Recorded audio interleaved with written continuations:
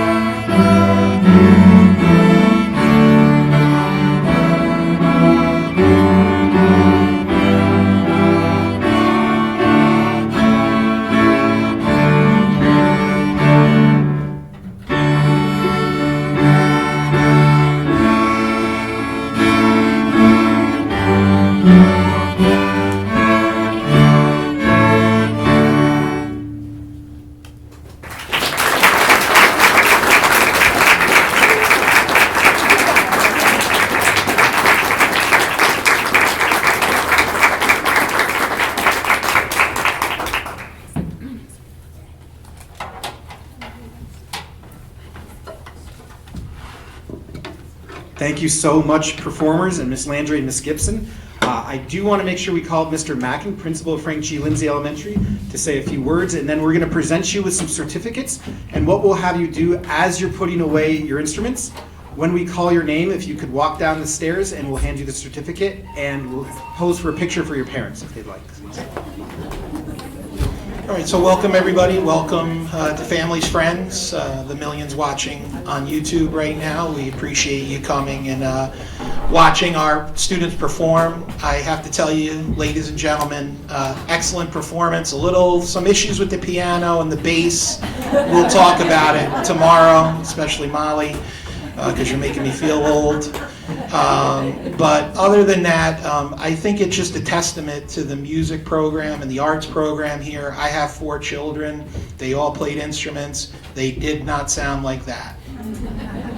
It was not even close to that. So great job by Miss Landry and our music department.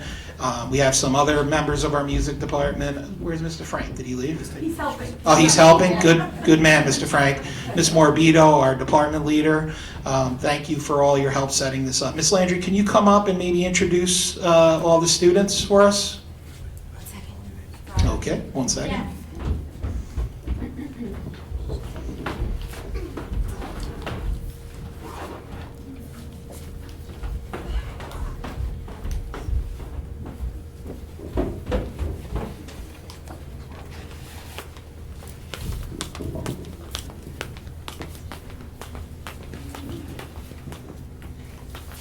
Thank you. Hi, I'm Mary Landry, the orchestra director here at Frank G. Lindsay, along with a small sample representing the 60-plus instrumentalists in the FGL 5th grade orchestra. These students have been playing only about a year and a half and just performed an outstanding concert last week. We'll be showcasing, and we just showcased that for you now. When you go to our extremely impressive high school concerts, see the list of our students who have gotten into regional, state, and national music festivals, or hear about the large percentage of NHUD students who graduate high school and go on to become lifetime participants in, or for some, like my student teacher, who is a NHUD grad, professionals in the music arts. Research, all of that starts right here. Leading childhood education pedagogues consistently bring forth research to show the importance of music as a core subject and its frequency taught in public schools at the elementary level. So from musical movement and vocal exploration in general music, twice a cycle at Furnace Woods and BV, to a build of those skills through the recorder unit and beginning orchestra, band, and chorus here at FGL, and finally to our award-winning middle school and high school groups. Again, it all starts here with them. So thank you for our representatives for showing us our very special place in that wonderful musical continuum where over 95% of our FGL 4th and 5th graders choose to participate in our elective instrumental program every single year. So thank you very much to Jordan, Wendy, Blake, Elliot, Lennox, and Grayson.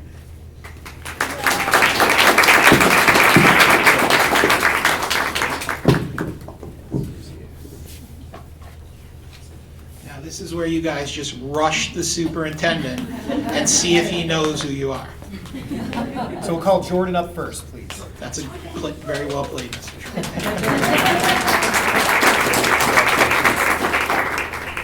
Congratulations. We're stand here for a picture.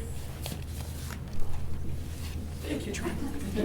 So I had the pleasure of coaching this young student the kickball tournament on Friday. So Wendy, please come up as a member of the Knockouts.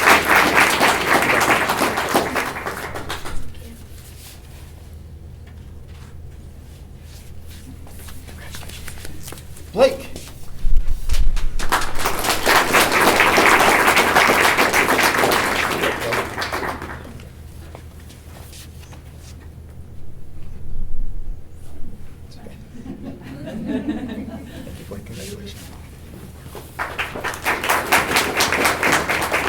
Elliot. Congratulations, Elliot. Do you want a snow day tomorrow? Elliot wants a snow day tomorrow, so. Congratulations. Grayson.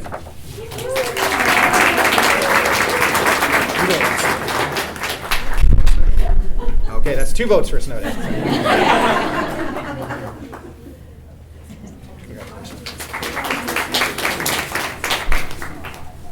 And then Lennox.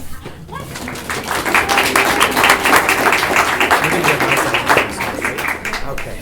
And Lennox said she didn't want a snow day. I won't, no, her friends won't want to hear this. Congratulations, everyone.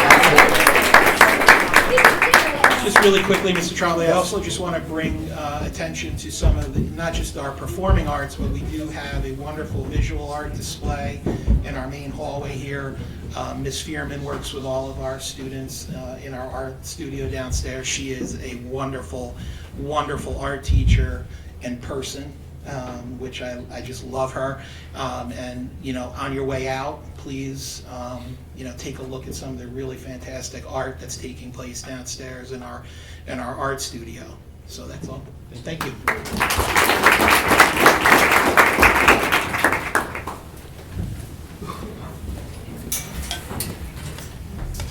So as we transition to our regular Board of Education meeting, parents who have come to support the performers and the performers themselves, you're more than welcome to stay for the meeting, but if not, you can use this opportunity to head home and study for school tomorrow.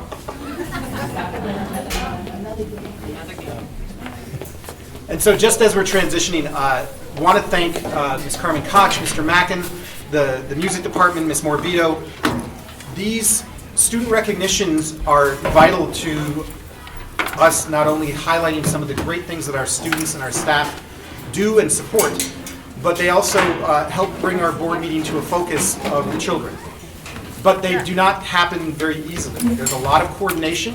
It's time away from, obviously, their households. It's work to print up certificates, to coordinate with students, to identify the topic. So we really want to recognize the people who take the time to do that as we come back. So I will turn it back over to President Mills.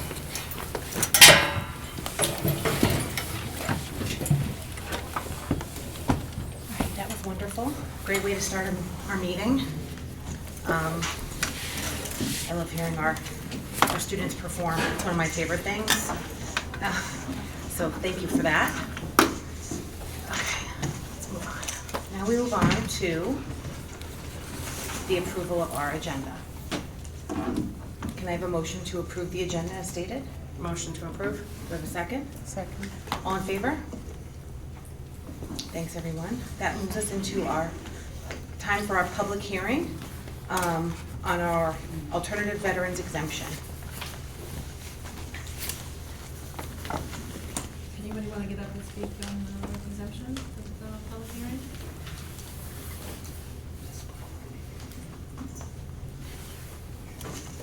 We're going to give it a couple minutes, right, in case anyone...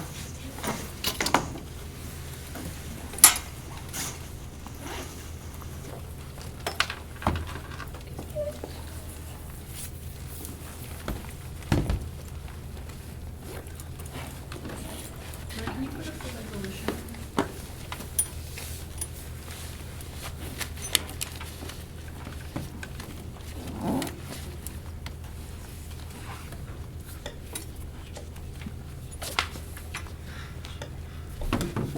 So while we're waiting for any public comment on the proposed resolution that Greg will display, just to summarize, the board is considering adopting, beginning with the 2025 assessment roll, which will be utilized for the school tax year levy for the 2026-2027 school year. The board is considering an alternative veterans exemption within section 458 alpha of the real property tax law, where the standard minimum maximum exemption amounts for a wartime combat veteran will be $12,000, designated combat veteran of $8,000, and a veteran with a disability would be $40,000. And so the board is holding a public hearing this evening to hear comments on adopting this resolution enacting the exemptions, and we will also have an additional public hearing on consideration of the Gold Star families exemption, which we'll display after this public hearing.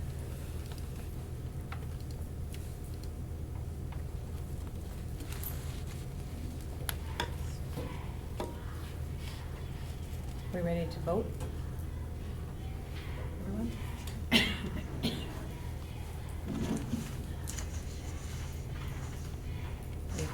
You have the resolutions up?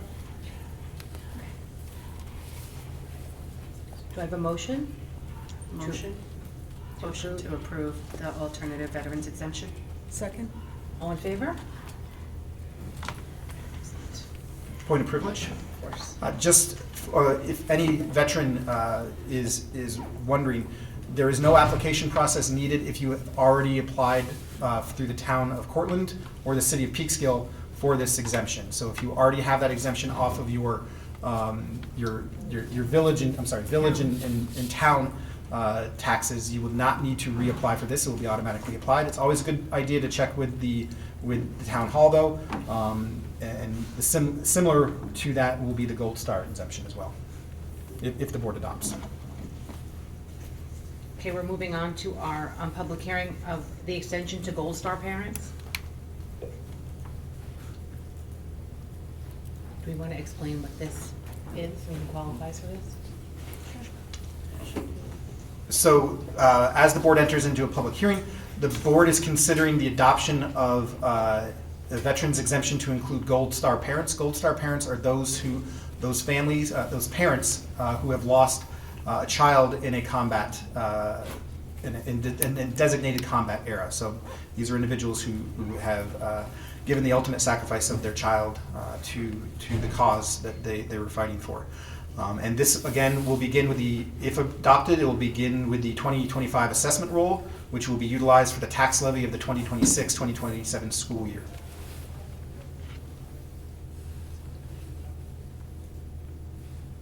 You ready to vote on this, everyone? Do you want to make a Motion to approve the extension to Gold Star parents. Second. All in favor? Aye. Thank you, everyone. Thank you. Thank you. I just want to say, I want to thank the board and our staff and the town of Cortland and everyone that worked with us to get this put together for this year, because we know there is a delay in the time, and we learned a lot through the process, so thank you all for your help in that. That moves us to audience comments on non-agenda items. Okay.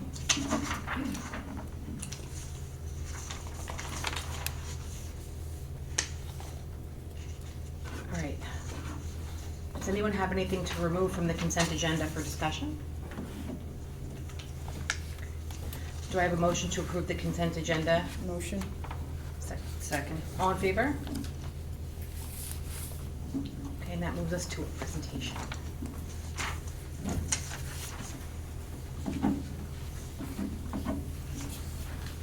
Oh, we have the hearings of the public on agenda items.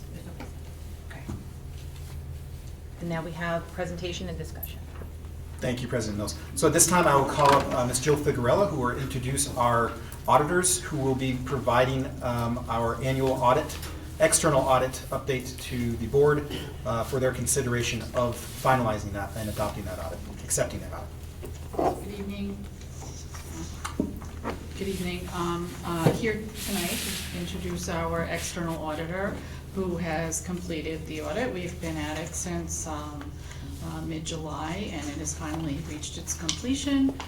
We met with the audit committee last night, who has reviewed the results of the audit, the recommendations, and a short presentation will be made on the results of the audit.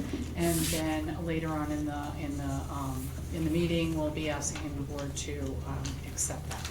And I think someone from the audit committee will be doing that. So this is Rob Danielle from PKF O'Connor Davies.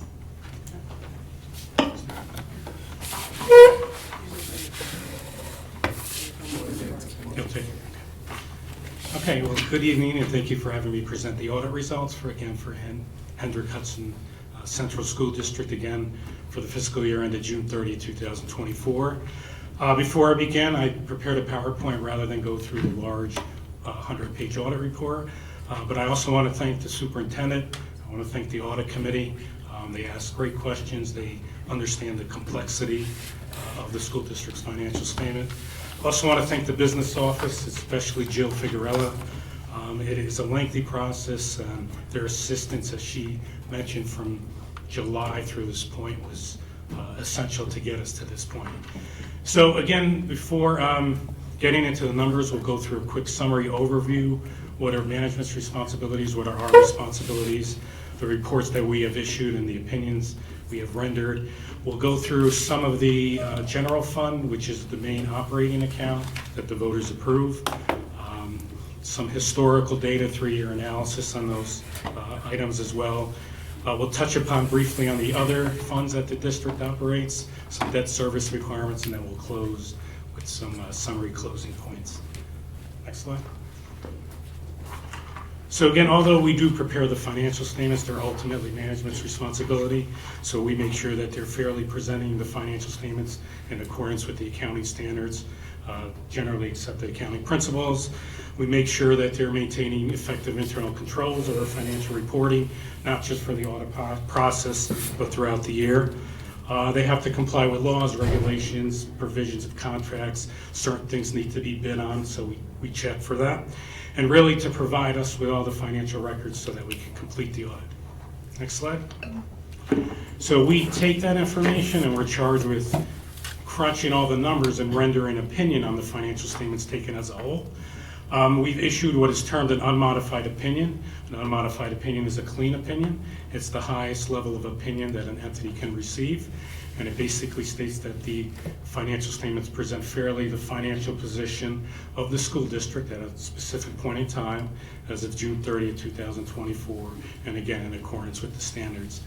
We also issue what is termed a yellow book report, which is a report on controls and compliance. Because the district does receive and expend in excess of $750,000, we also have to do what is termed a single audit. So not only do we check that, and we don't look at every grant, if you will, it is a formula, but we also check, not only do we look at the numbers, but we make sure that the grant is spent in accordance with the terms of the grant. We also have together a required communications with our management letter, and then we also audit the extra classroom activity funds, and we issue a separate report. Again, if there was any fraud or allegations of fraud or illegal acts, you would know about it before we got to this point, so I'm happy to report there were no types of allegations or fraud that were uncovered. What we mean by corrected and uncorrected misstatements, anything that we proposed to record was proposed to management and included in your financial statements. We didn't pass on anything. And again, there was some turnover during the year. Business office very cooperative. We worked together, no disagreements, and to get us to this point, I think we're on a good path now. Next slide. So quickly, this is your general fund, which is, you can see there are 5 columns. This is what the voters approved sometime back in the spring of 2023.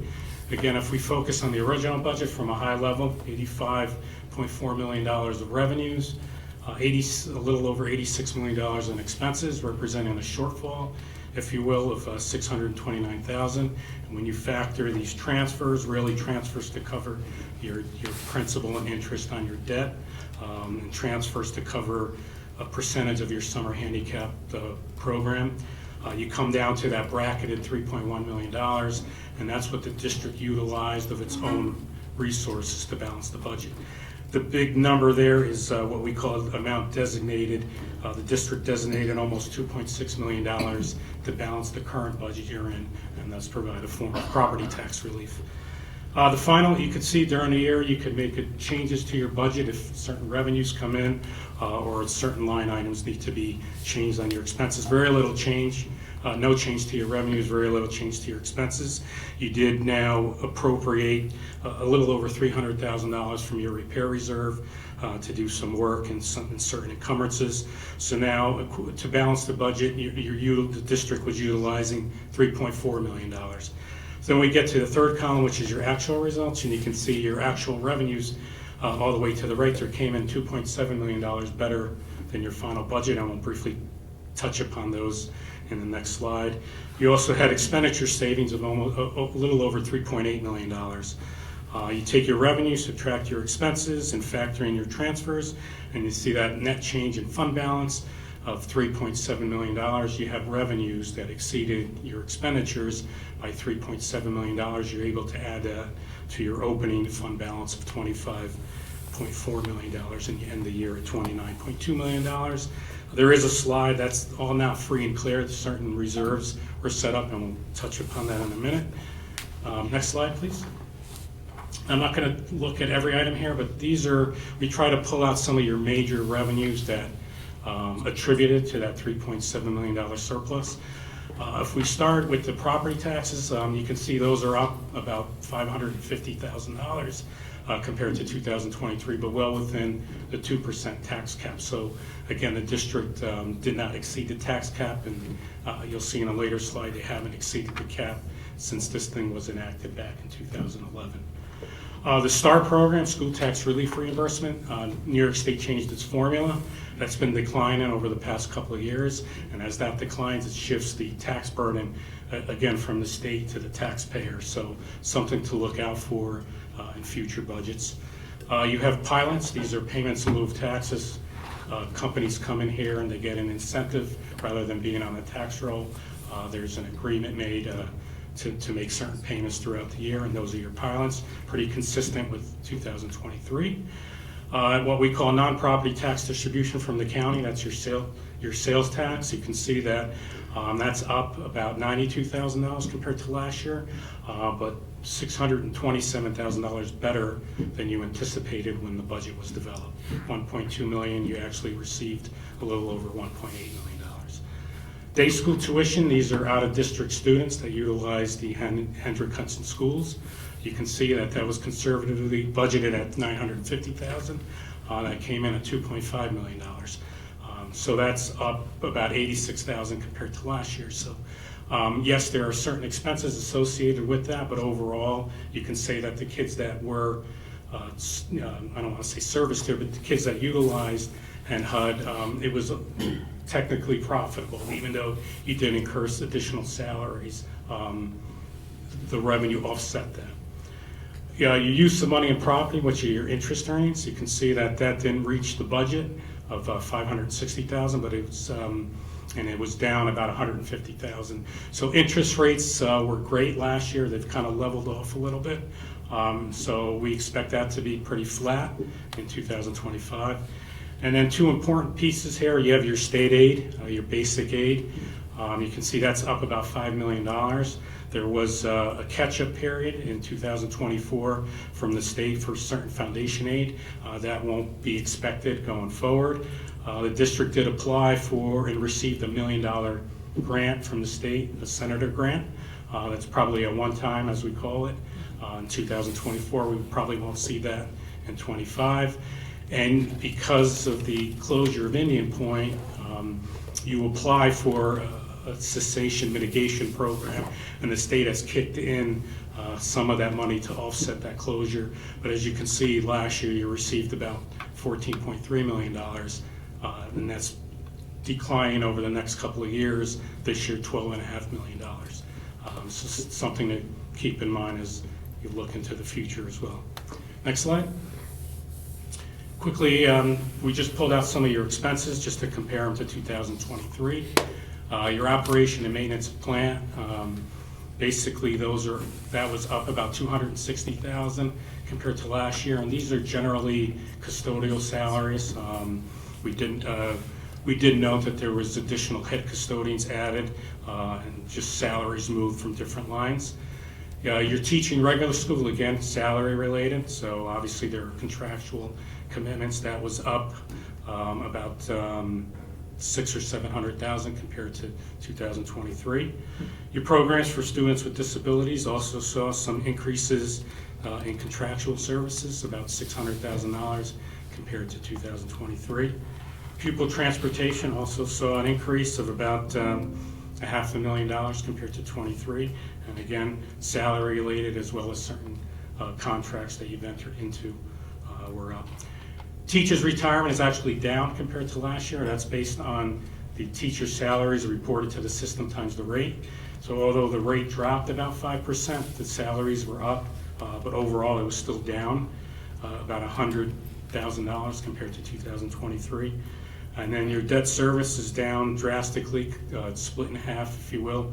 The district did finance a short-term bond anticipation note and converted it into a 15-year bond. So we should see those kind of level off over the next few years, although you may add some additional debt. And then that's really it. Your transfers out were to cover the a pay down of the short-term debt before you converted it to a bond. If we turn, you could go to the next one real quick. Thank you. This is just a pie chart. I just wanted to point out some of the drivers. The top is your revenues. And if you look, your real property taxes and your STAR program make up about 50% of the budget. And your state aid, including the New York State the Cessation Mitigation Program, that makes up about 30% of the budget. And you also have payments in lieu of taxes, the pilots, which make up about 7% of your budget.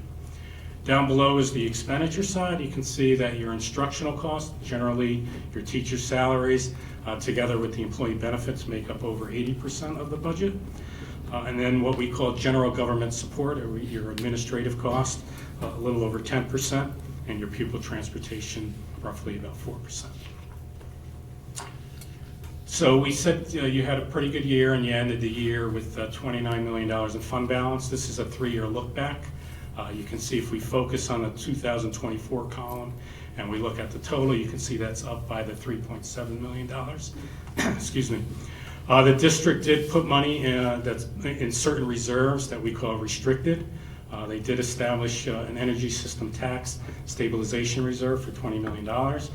So the district can utilize this in the event that you fall short in future budgets in balancing your budget. The assigned portion, $420,000. These are open purchase orders. These are going to automatically roll into 2025 and amend that budget. And the important number there is the $3,750,000 that the district used of its own monies to balance the budget and provide a form of property tax relief. And then you're at the unassigned fund balance, the $3,397,000 is roughly about 3.65% of the 2025 adopted budget. New York State limits that amount to 4%. So you're within, you're under that limit. Next slide. You do operate other funds. You have an active capital projects fund. As you can see, $18 million is your bonds and certain premiums that were received. So those projects are underway. There's a little bit left in the fund balance there, and that's restricted for those capital purposes. You have an active special aid fund to account for all your federal and state programs. Roughly about $1.6 million is running through that fund. These are grants outside of your normal general fund. These are expenditure driven. You incur the expense, you claim for it, and it's within a certain budget period that you get those funds. You have an active school lunch program. You can see your lunch program, your expenditures actually exceeded your revenue, so that fund balance is down to about $73,000. So it's something to look at moving forward. You have a special purpose fund to account for the extra classroom activity funds, as well as certain trusts that scholarships are made from. There's about $278,000 there. And you have a debt service fund, about almost $1.5 million that can be used to pay down debt in the future. Next slide. So this is a slide on your outstanding debt. As I said, you converted a short-term bond anticipation note into a 15-year bond. So your outstanding bonds are almost $20,460,000. You have certain finance purchase debt, which are your leases, $1.1 million, an energy performance contract, there's $425,000 left on that. And you do have a small short-term bond anticipation note for bus purchases, $1.44 million. At the bottom, we are required to report the payments for all that debt to maturity over the next 5 years, and then in increments of 5 years. And just wanted to point out, if you look all the way to the right, the total principal and interest. Next year, in 25, your payments are a little over $3 million. It drops to about 2.9. So looking at 2025, $3 million on a $93 million budget is roughly about 3%. So on this size of a budget, your debt service requirements aren't that high compared to your budget. And then I'm just going to close. Next slide. Again, The district had a good year, and that's all accredited to you folks, the board, the audit committee, the business office. As I mentioned before, you have remained within a 2% tax cap, what they call the tax levy limitation law. Again, that was enacted back in June of 2011, so we're going on 13, 14 years that you haven't broken the cap. You are working with the state due to the closure of Indian Point to get some additional funding to offset your property tax increases, so that's working good. It's something you need to, the district needs to apply for on an annual basis, and that's happening.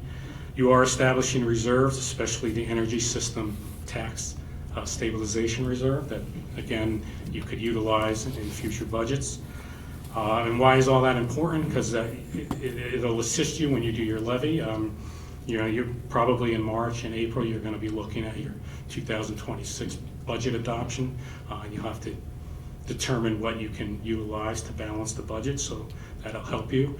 You recently went out and converted to a new bond. You got a pretty good bond rating, an A+ from Standard & Poor's. That always helps you in lowering your interest cost. And just having money set aside will fund these unexpected things that come up during the year. That's it. We did have some comments on internal controls. Those were reviewed with management. There is a corrective action plan. I think some of the comments have been addressed moving forward, and there are certain pronouncements that will impact the District 1 next year, and then a couple, one in 26 and one in 27, and we will work with the district to make sure that those are implemented. So that's really it. A lot of information in a short time frame. Any questions? Anyone has questions? All right, thank you so much. It's really great to see. I don't remember presenting this in the last couple of years. My memory doesn't, I don't remember doing this, but I think this is actually wonderful to do for the public, page by page. I know it's extra time, but I think it's well worth it. Thank you for being here and presenting this. I also want to thank the business office and our audit committee as well. So, great. Thank you. I'd like to make a motion to accept the audit report as presented. Motion to accept. Second? Anyone second? Second. All in favor? I'd like to make a motion to accept the corrective action presented as well. Motion to accept the corrected action as presented. Second. All in favor? All right, great. Thank you. Thank you. Thank you. Thanks. Thank you to Jill. Yes, thank you, Yeah, Jill. Jill, for thank sure. you for your tireless work as well on Yes. this, as well as the staff. Jill, thank you. She still doesn't. Now Jill gets to do a She's not presentation. So I'm not giving the presentation. Yeah, she's just I'm just, introducing. we're going to be having a presentation Yes. on the curriculum budget, and all of our principals will, our assistant superintendent for curriculum will be presenting first, or the buildings will. Yeah, that's what I thought. Okay, and then we'll have each of the buildings come up, building principals, and speak on their individual building budgets. So Margaret Roller will be speaking first.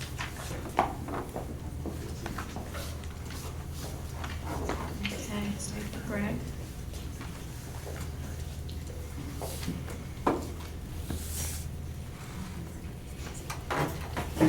Okay. It is my pleasure to be here this evening to present my final curriculum and instruction budget to the Board of Education and my colleagues. I want to thank my fellow administrators for joining me tonight. We haven't always done this, and it's nice to see them in the audience. All right, Greg, you can go to the next slide. One thing, just for everyone following along at home, the presentation begins on slide 92. So just so everyone is aware where to go in here. Yes. Sorry, thank you, Margaret. Good idea. So we begin every presentation by reminding all of our friends about our mission in the district to ensure each student is an engaged, passionate learner who achieves his or her maximum potential and contributes to society. And certainly we take that seriously in curriculum. So starting quickly with a review of some of the accomplishments of 2024-25 and my Principal colleagues will also address this in their own buildings as they present. Obviously, we had a huge ELA elementary initiative this year, and rolling out a program of this size, K-5, is a huge feat. I'd like to thank the principals for supporting it, my ELA coach, our ELA coach, Janine Rizzoli, for coaching us along, all of the teacher leaders who have played a role in helping colleagues, the pilot people. This is really a big undertaking, and I want to compliment them on their work in this very first year. K-5 report card update. So we did go back to the report card since we've had recent updates in both math and ELA, made some adjustments, tried to give parents a more detailed approach to both curricular areas. Those are ready and are being used in the report cards that will be sent home at the beginning of February. I think it's actually next week or the week after that the elementary report card will be in the portal. Elementary ELA math and tech coaches. This is the second year for ELA and math, the first year for our tech coach facilitator. These three women have done amazing work across the district, and I know I, for one, in the curriculum office, could not have accomplished as much as I did without both Janine Rizzoli and Michelle Korwakowski. K-12 math review, Michelle and an outside consultant is leading that work. We're getting down to the end of our meetings. I think we wind down the beginning of March. I think the teachers have found this to be productive, looking at gaps and trying to find a better alignment where there are transitions, and we will definitely be pursuing this in the 25-26 school year, when this work will take a little bit more of a pedagogical focus through professional development. UPK expansion, I'm thrilled that we were able to, with the board's support and some nice grant money, expand the UPK program. We have 7 classrooms across the district, 5 in-house, so 3, the YMCA supports the program in BV and Furnace Woods, 3 classrooms at BV, 2 classrooms at Furnace Woods. Our other outside collaborator, Rising Star, has 2 classrooms with Hendrick Hudson children. I find this, I visit them once a month if I can get there. I find this to be an amazing experience for our young kids. I hope that as we continue, we will be able to continue to not only support it, but grow it. And we added ENL staff at elementary and also brought in a new person at the high school. I would say that they have both so far been fabulous additions. That's a small team, but a team that collaborates well even across schools. We are working with 2 wonderful consultants out of Siena College through BOCES on our ENL standalone work. That is the time of day when kids come out for language acquisition pullout. And we are trying to tighten that up, make it more purposeful, more meaningful, and more aligned to the ELA curriculum. And we're also looking at some co-teaching experiences at secondary. We're hosting a small AIS internal review to look at our practices, our decision-making, our problem-solving skills, and the availability of interventions, making sure that the children who need remediation are receiving the appropriate intervention when they leave the room for that support. Scheduling reviews at the middle school and high school are ongoing, and I believe, I'm going to guess Lauren and Anthony might talk a little bit to this, so I won't step on that too much. And high school course offerings, we just decided we are moving that to 25-26 when Jim Rogolski will lead a high school committee to look at what is available in the region, what course offerings are available at other high schools, how is their course selection process managed. Thank you, Greg. And then looking toward next year, we are looking to continue a schedule review for K-12. Elementary will take part in that this year also, looking towards a 25-26 adjustment. The middle school is looking at an ELA pilot. We're hoping that that can begin in the fall. We will see if that is the case. We will move to elementary trimester reporting. Right now we provide an elementary report card in this February session and then again in June. By moving to a trimester, parents would receive a report card early December, late March, and then June. So we are, I think, with the 3 elementary principals committed to that process and now looking at calendarizing that and calendarizing any parent conferences. Universal screener change. So we have been talking about this for a little while. It happens that the new ELA program at elementary is best served by NWA maps. They talk to each other and can feed data. We went to a presentation in December. I had one of our high school teachers with me, and we both were impressed by the MAPS presentation. We invited a representative to do a virtual call with the district last Tuesday from 3 to 4. That recording will be available as soon as she sends it to me. I will post it on the website so that parents can see it, other people who couldn't make the meeting can see it. And I know we had a question in Curriculum Council the other day. I did receive a parent report, which I will redact and share so that parents can see what the parent report looks like for the MAPS program as compared to iReady. So we'll have further conversations about that and then look to make a decision probably by April, I would imagine. Elementary ELA, I find that to be a tongue twister. Elementary ELA initiative will continue into year 2. Again, this is an enormous undertaking, and I'm appreciative that teachers are supporting one another as we look to provide them with additional help. Updating the new teacher induction process. So we've had for a long time, after the year 1 mentoring, there is a process that our teachers are supported through right up until the tenure decision. We'd like to update some of those asks, if you will, replace some of the coursework opportunities with some opportunities to work more closely with our coaches. K-12 Math PD continues, as I said. The high school, which is just about to adopt the arts pathway, is also looking at next year adopting the world language pathway for graduation. So those are some of the accomplishments. You'll hear a bit more when each of the principals comes up and adds to that. And I'm going to read from this because there is no way that I can see that. Okay, let's get to the numbers. So the first code that you see in this budget is the contractual code for memberships, and that includes memberships for the coaches. And you can see that there's a proposed change next year of $1,000. New, below that, the 2010-400 code is a new code this year. We're being asked to track our mileage this way, so we've estimated $2,000 in that category. 2010-401 is seminars and meetings, and we've moved this around. So the curriculum budget has been interesting the past few years. There are some places where it's not a new expense, so that $5,000 that you see proposed for next year sat inside of another code in previous years.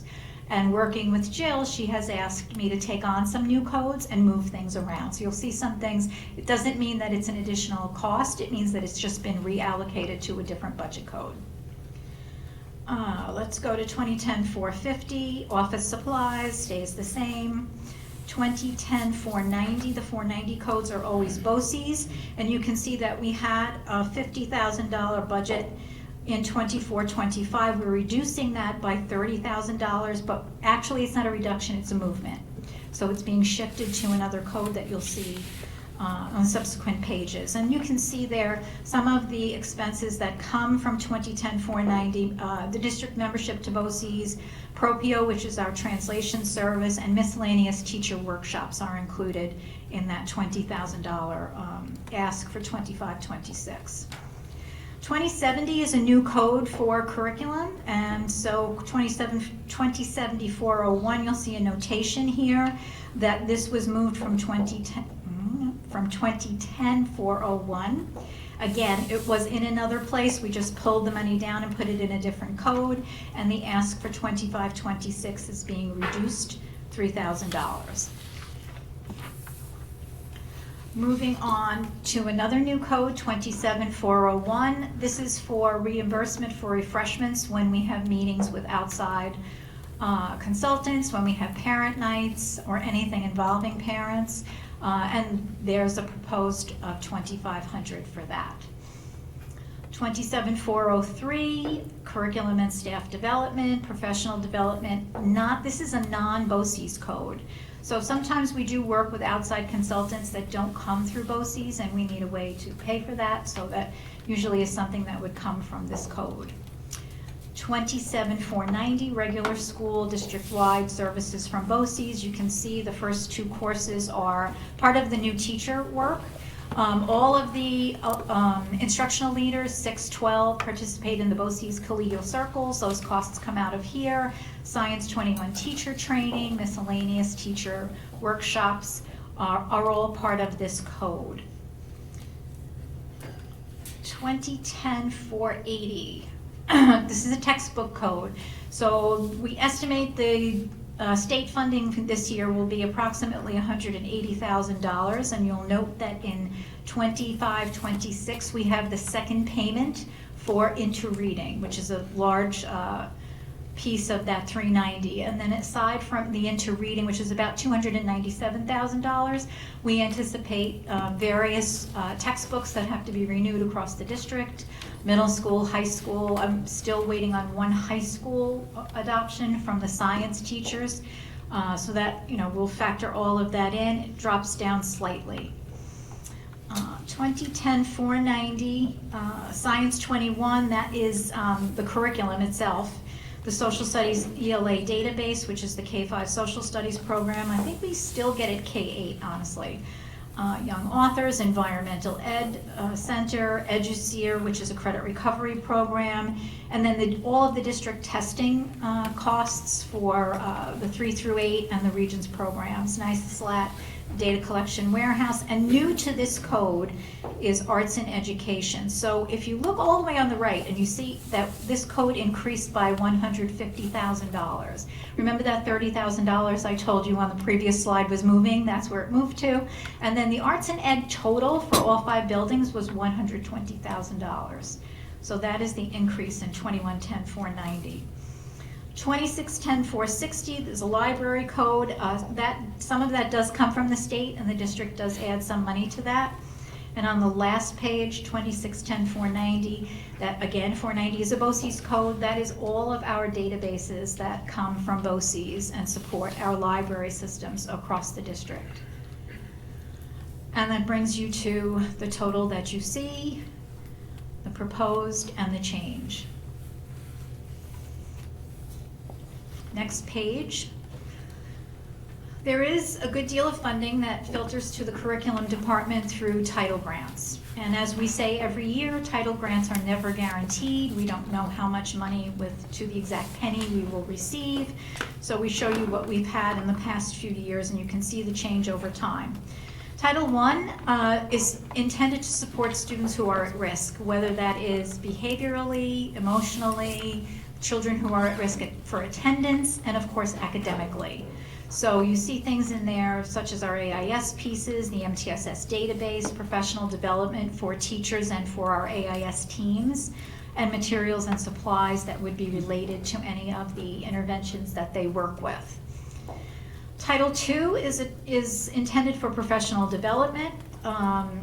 Title III is the ENL grant, so translation services, professional development for the ENL staff, materials and supplies, both for staff and for students.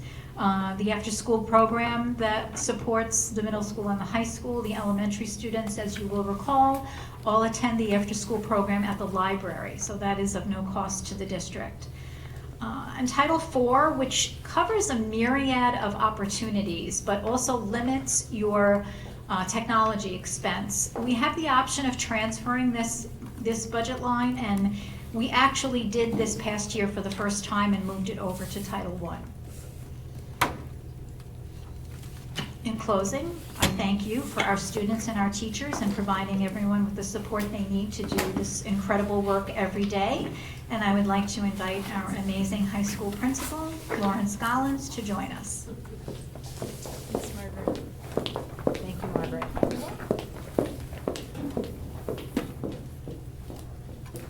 Good evening, and thank you for having us here to present tonight.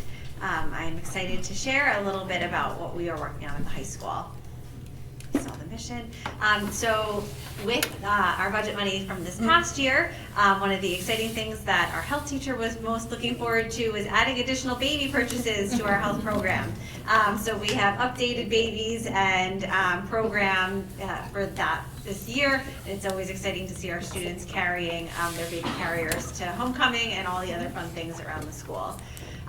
Also this year, we were able to reimagine the academy and support the academy program at the high school, always with our Project Lead the Way programs and partnerships with our local businesses, and continued our pre-COVID work with bringing our partners back into the building. So really getting local businesses a chance to come back into our school and see the engineers in our community, what our students are doing in our Project Lead the Way programs. This past year, we started the professional learning experiences on the New York State science standards, which are being adopted. Everyone will notice that our coursework next year, instead of Earth Science freshman year, it'll be called Earth and Space Science. So that will be reflected in this upcoming budget, as well as there will be some new supplies needed. I know Dr. Kleinman presented a little bit about how we are working on scheduling and making sure that we are providing relevant and real courses that our students are interested in, along with our building emergency response team and increasing safety. If you've been to the high school, you'll see the vestibule now has that window tinting to ensure that there is a barrier between our front and our vestibule, as well as the students who are inside the building. One of the most exciting things that we've been really working on this year at the high school is the plan pilot. That is the application process we began last year with New York State Ed, which we are really diving deep into our professional learning experiences. We are working with a team across New York to really investigate different types of learning experiences for students, performance-based assessments, and real-world experiences, very aligned to our strategic plan. So while that is in our beginning work this year, we look forward to working over the next 5 years to support that. So with the budget this year, you will notice that there is an increase in materials and supplies for science. A lot of our new science learning standards are very phenomena-based, very hands-on. Our Earth and space science teachers now need stream tables and a couple of additional supplies that did increase that budget area. We are supporting our building level professional learning for our planned pilot, as well as the opportunity for teachers to engage in different styles of assessments in their classrooms and really supporting different types of learning experiences for our students, which is always you see in that increase in materials and supplies as we are doing different types of learning. The biggest thing that we'll be focusing on is our real world connections and experiences, which is a huge part of our strategic plan, and looking at ways to increase internships and trips for our students so that they see that real world connection within the what they're learning in the school day. One of the biggest pieces to our planned pilot work has been interdisciplinary and transdisciplinary learning experiences. So, you know, humanities, bringing that science, that social studies and English together, and hopefully expanding so that maybe we even bring the arts into that and really have experiences where students see really multi experiences across curriculums. I've highlighted just a couple of high school key budget points here. Most notably, some of the changes and adjustments, and as we go through the budget process, and especially at our line by line, and we see some of the money that has been moved around. Just for example, our first code here, 45001 Gen, is our materials and supplies. The 23-24 budget was $43,000, and then 24-25 is 23, and now we are increasing just to 25, just for increase in supplies, just general costs.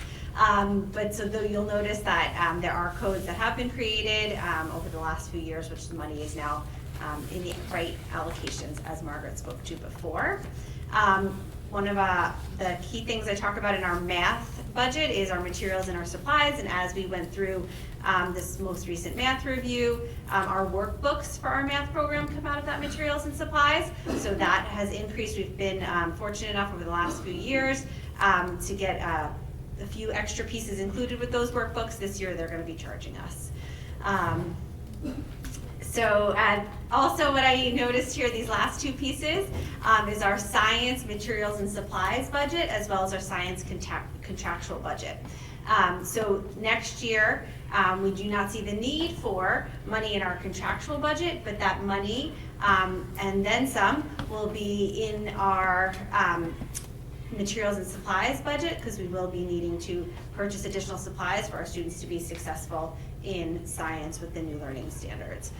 So maybe not in then some, but we are adding to the materials and supplies for next year for the high school. So with that, I'm going to ask Mr. Giovinazzi to come on up and share about the amount. Thank you. Thank you, Lauren. Thank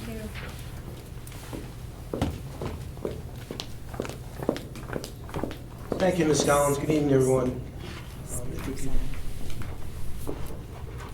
So some of our program highlights at the middle school, we've really enhanced our advisory program. We're using a program called Positivity Project. Every month we have a monthly theme that we look at character strength, and we have bi-monthly advisory activities with our homeroom teachers and the students as their faculty advisors. And what they'll do is they'll take them through some activities, they'll see some videos, they'll have some questions, and it all focuses around what the character strength of the month is. This month the character strength is bravery. We actually had our advisory today, the first one for the month. Every morning we have quotes of the day with our morning announcements. They connect to the theme as well. And there's also parent activities that I've been sending my weekly communications to parents to follow through at home as well. This also ties into our portrait of a middle school student, where we want students at the middle school to be responsible, be respectful, be open-minded critical thinkers, be empathetic, effective collaborators and communicators. And this portrait of a middle school student is posted in every classroom and in all the common areas of the building.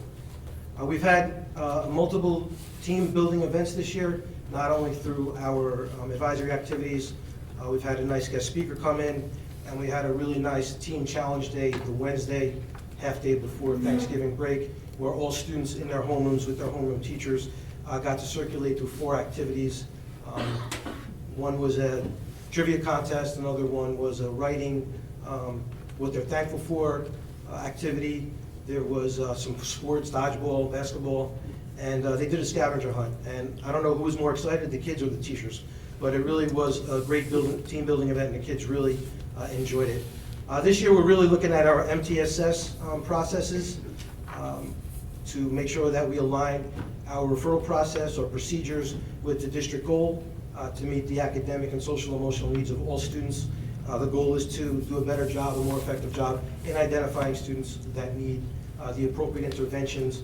And we're trying to kind of mirror what the high school does, so that when students move through the MTSS process, they're following the same procedures and protocols. We have created a scheduling committee this year. We've worked with our scheduling consultant. I have a team of administrators, guidance counselors, teachers from across grade levels and from across content areas. And we're really working with the consultant to look at making sure our schedule is efficient, and we're meeting the efficiencies that we need to meet. We've looked at different scheduling models that was shared with us by the consultant, looking at different rotations for electives, number of periods, that kind of thing. So we've been really analyzing our schedule and how we can improve that. In an effort to get kids to feel included in the school community, we've done monthly cultural heritage recognitions. This month is Black History Month, February, so we've been kind of decorating the main lobby. We have a big showcase there and highlighting important figures from each heritage, each background. We recognize Hispanic Heritage Month, Italian Heritage Month, Native American Heritage Month, and the kids have been really creating and adding that design and highlighting in our lobby. Again, one of the goals is to make sure that all the kids feel connected to the building and feel included. Increased parent communication, not only through the Parent Square, but our site-based team, our PTA meetings, working with kids in town halls, so that people are being communicated to and they're up to date on what we're doing at the middle school. Like Lauren, we've done a lot of work with our BERT team, with Amanda from Altair specifically. We've redesigned our evacuation routes to make it more timely to get kids out of the building. We've come up with a parent reunification plan if we ever had parents have to come to the building and reunify for whatever reason. We're in the process of looking at ordering lockdown blinds for every single classroom so that if we have to call a lockdown or go to a drill, they simply pull the blind and it drops and all the windows are blocked.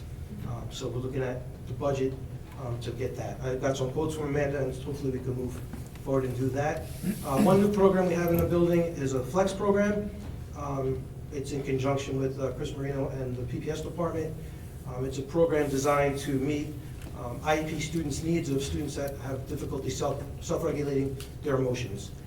So we have a psychologist full-time assigned to that program, provides counseling services, works with kids to de-escalate kids. We have a teaching assistant in there to provide academic support for students academically. Students are assigned throughout the day to the program, but they also have access if they're having difficulty, again, regulating their emotions, and they need to just take a little bit of break from some of their classes, work with the psychologist and work with the teaching assistant to get them to regulate and get them back into class. So we've been working close with Chris and the staff in that particular program to make sure we're running effectively. I want to thank the board and the district for supporting our musical. This is the second year that I'm at the middle school, pardon me, where we brought the musical back. The kids are very excited about it. This year we've added a second performance. We have a Friday night performance, and then we have a Saturday matinee. And again, more kids are involved, connected to the school, and they're very excited about actually doing 2 performances. And it gets the kids prepared for when they go to the high school to have some experience at the middle school level with, participating in the musical. So some of our additions for next year, like Lauren said, the middle school is also in the process of looking at new science standards, updating supplies, ordering materials, working collaboratively with the high school on a secondary approach to meet those standards. We're going to do continued professional development for our E&L program. Margaret spoke about that when she presented. Not only is there going to be strategies and professional development for the E&L teachers themselves, but also the teachers that service the students in their content areas. So from what I understand, so far the professional development this year has been going pretty well. The feedback from teachers involved has been positive. So we would like to continue with that. Again, I want to continue to foster a sense of student-staff connection to the middle school, kind of expand on some of the team building things we're doing, expand on our advisory program, try to get some more guest speakers in, so kids really feel connected and included. We are, through our scheduling committee, I just wanted to highlight 2 more things, I'm sorry. Through our scheduling committee, we are going to look at restructuring our unified arts offerings, our elective offerings, and really taking a look to see what other middle schools in the area do. I believe Margaret was going to form a task force, if I'm not mistaken, through the Curriculum Council and some teachers to go and look and see what other middle schools are doing and see if we can really restructure that and make it more effective and a more effective use of time. Anti-bullying programs and guest speakers, I'd really like to try to bring something in next year to the middle school. I've been in touch with a couple of colleagues in the region, as well as the Anti-Defamation League, about how to bring a no place for hate school to the middle school. So there is an application process, there's activities that you need to do, and there's certain things you need to do to meet the criteria to be recognized as one of those schools. They were closed for this year because I only applied a couple weeks ago, but I was put on a waiting list for next year, so I will make sure I continue to stay in touch and try to get that program off the ground. I've been in touch with the guest speaker to do an anti-bullying assembly, whether we could do it maybe in March, April, or the beginning of next year. So the anti-bullying thing, I'm going to try to hit full force. And if you see on the next slide, for some of the proposed increases, I apologize. Like Lauren, I just highlighted some of what I'm asking for a little bit money for. The other budget lines are the same as last year or even less than the past. The first line here, materials and supplies for the main office, that's basically just a reallocation of another budget line. So that's where you see that money. The second budget line, general programs, that's where I'm asking for the money to pay for the positivity project we use for advisory, and then any anti-bullying programs that I'm able to bring to the building. We are part of collegial circles in the county, so we all shoot each other emails, and I've been in communication there. We're trying to work on bringing an actual program, anti-bullying program to the middle school. So that's where you see a little bit of an increase there. The third line for tech contractual, we do have a project lead the way, a registration fee that brings that up a little bit. Music, you'll see an increase. We need new microphone stands and music stands for the students. We have about a 10% increase in enrollment, and those materials need to be ordered to replace an ed to the program. The next line, phys ed, every year the Project Adventure slides or equipment needs to be upgraded. This year, our slides need to be upgraded, so that's where you see the increase there. Project Adventure is a nice fun unit during our phys ed curriculum where kids really get to do some climbing, get to do some activities, so we want to make sure the equipment is up to date, safe, and approved. And our last budget line here, I'm just asking for a little bit more money in our co-curriculars, just to make sure we can continue to fund the musical, to keep that going, and we do have a small National Junior Honor Society fee for affiliation and reception. So again, these are just some of the proposed increases. Like I said, all the other lines are identical to last year, or maybe even a little less. Thank you so much. At this time, I'd like to introduce Mr. Mackin. Thank you, Anthony. It's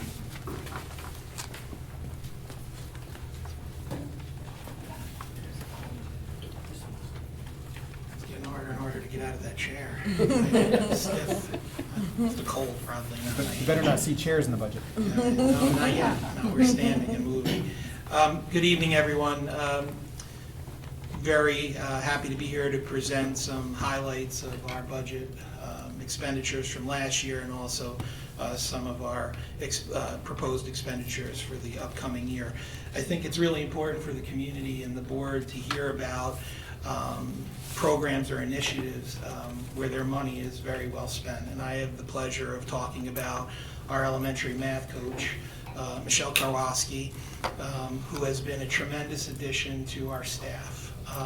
So to just tell you a little bit about Michelle and how she's approached this position, you can see here in the presentation. She is a true leader in mathematics education. She leads our data meetings and discussions. She introduces new strategies, and then also helps teachers get a little bit more inspired around mathematics.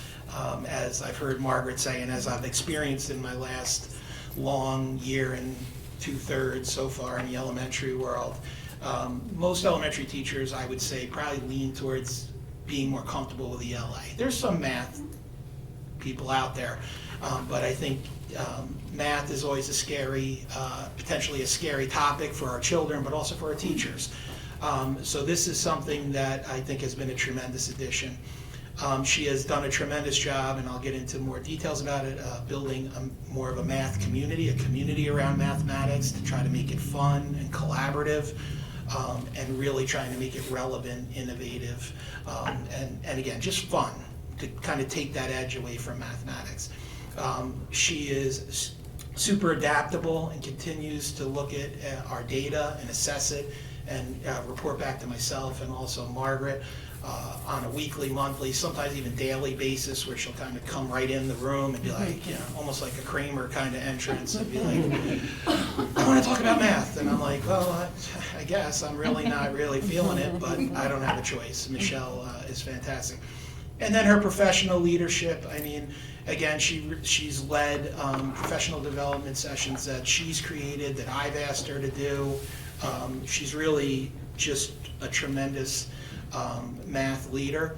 You can see some of the programs that she has been working with on the grade level there, place value unit, multiplication and division units, and then the utilization of some tools for people to be able to access things at home, parents as well as teachers, to push out to their students. What needs to be pointed out is all this is done from a basis of data. She is looking at data constantly, trying to point out where we might have some deficits, where we're doing really well.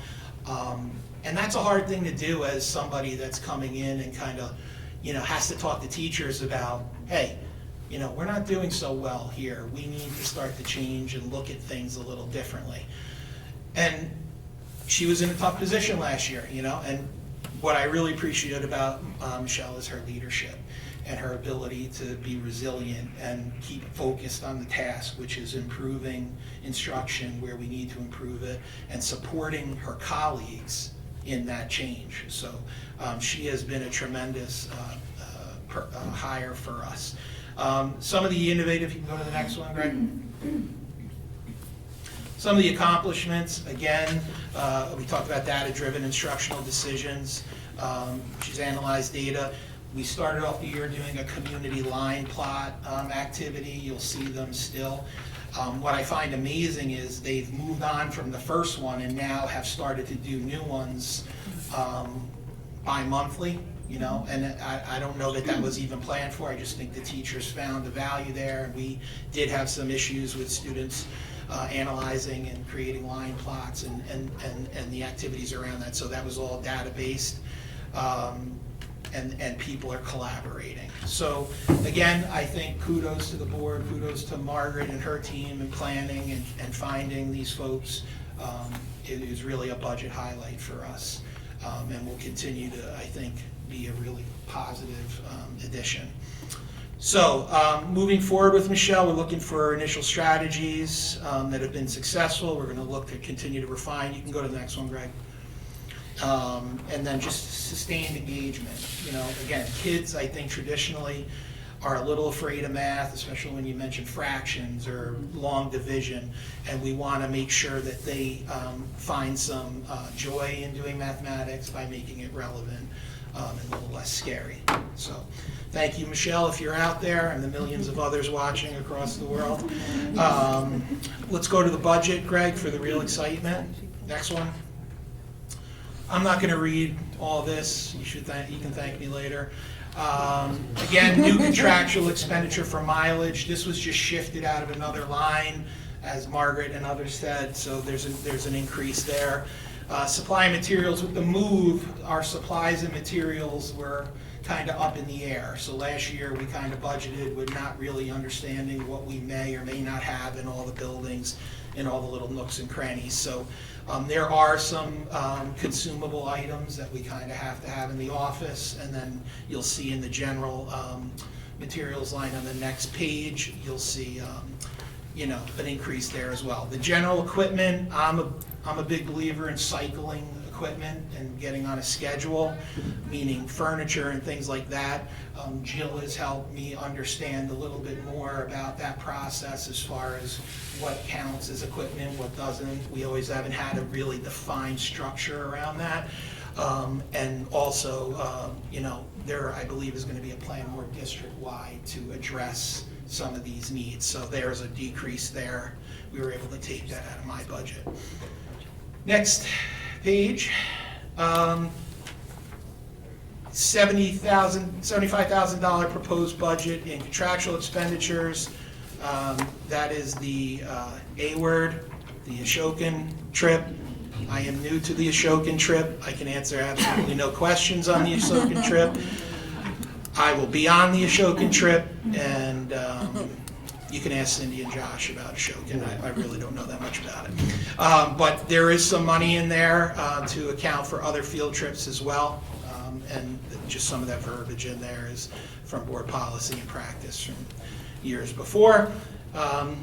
You know, small decrease in music contractual, small increase for teacher contractual expenditures for conferences. We can go to the next one, Greg. You know, arts and materials, again, a lot of consumables we're dealing with there. I have asked Sandy to really take a look at what we need. Go ahead. Jim, I'm just going to interrupt you for 1 second. Please, please. So we have joining us our fantastic cheerleading squad behind us. Ladies, I know you have a very important tournament coming up this weekend in Albany, so we want to wish you luck at that. Represent us well. We know you will. Want to know your thoughts on what we should do for tomorrow.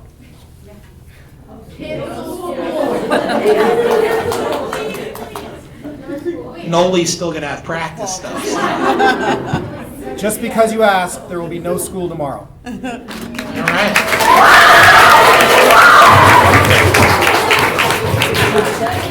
But you do have to stay and watch the rest of the budget presentation. So best of luck, ladies, at the competition. Be safe.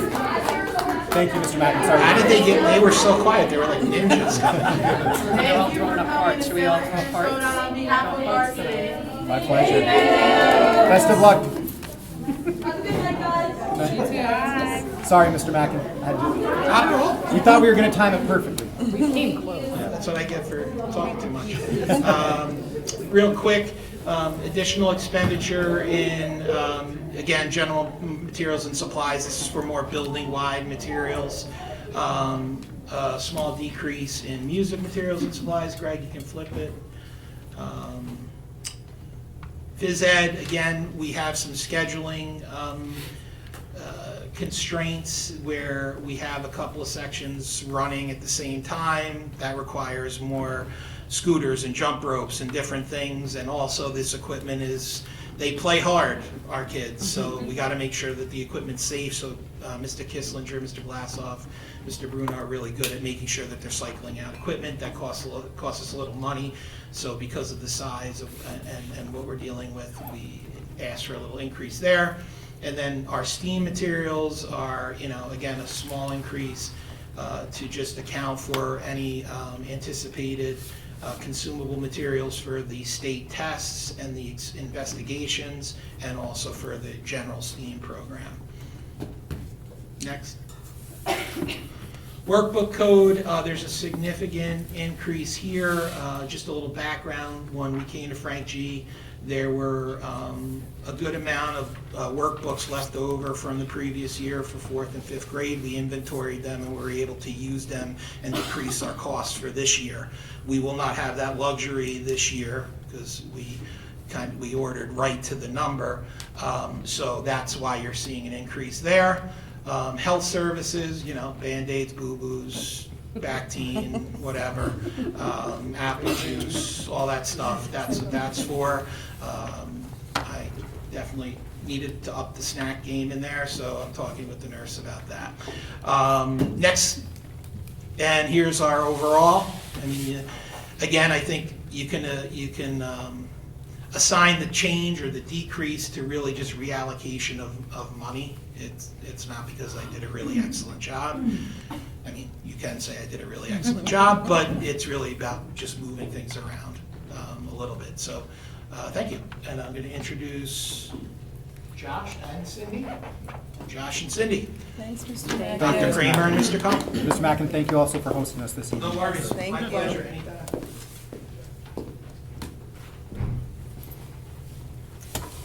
Good evening, everyone. Thank you for having us here tonight to present our budgets. Although I'm going to present the BV budget, Josh and I are going to take turns talking about the elementary programs that are in place this year. So I think he's going to start off actually with our elementary literacy. Cindy.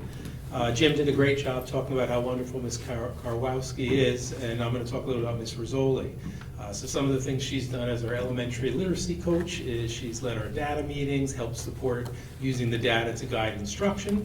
She's helped the implementation of interreading, which Margaret was talking about earlier, and helping differentiate for the diverse learners that we have at all our schools. She's helped collaborate between the buildings. Just this morning, she was on a Google Meet with a kindergarten teacher in each of the buildings to talk about modifications of upcoming assessments. She's helped include our ENL and AIS providers as well in these conversations. She supported the new database Link It to help us analyze student progress at our data meetings. Today she was at Furnace Woods doing all 3 grades with me and our teachers, and she's led professional development to help them with the units, plan future instruction. She's provided resources, integrating the programs, and she's modeled lessons. She's co-taught with staff and provided training on effective literacy instruction. So as has already been mentioned, we are implementing Into Reading for the first time this year, K-5.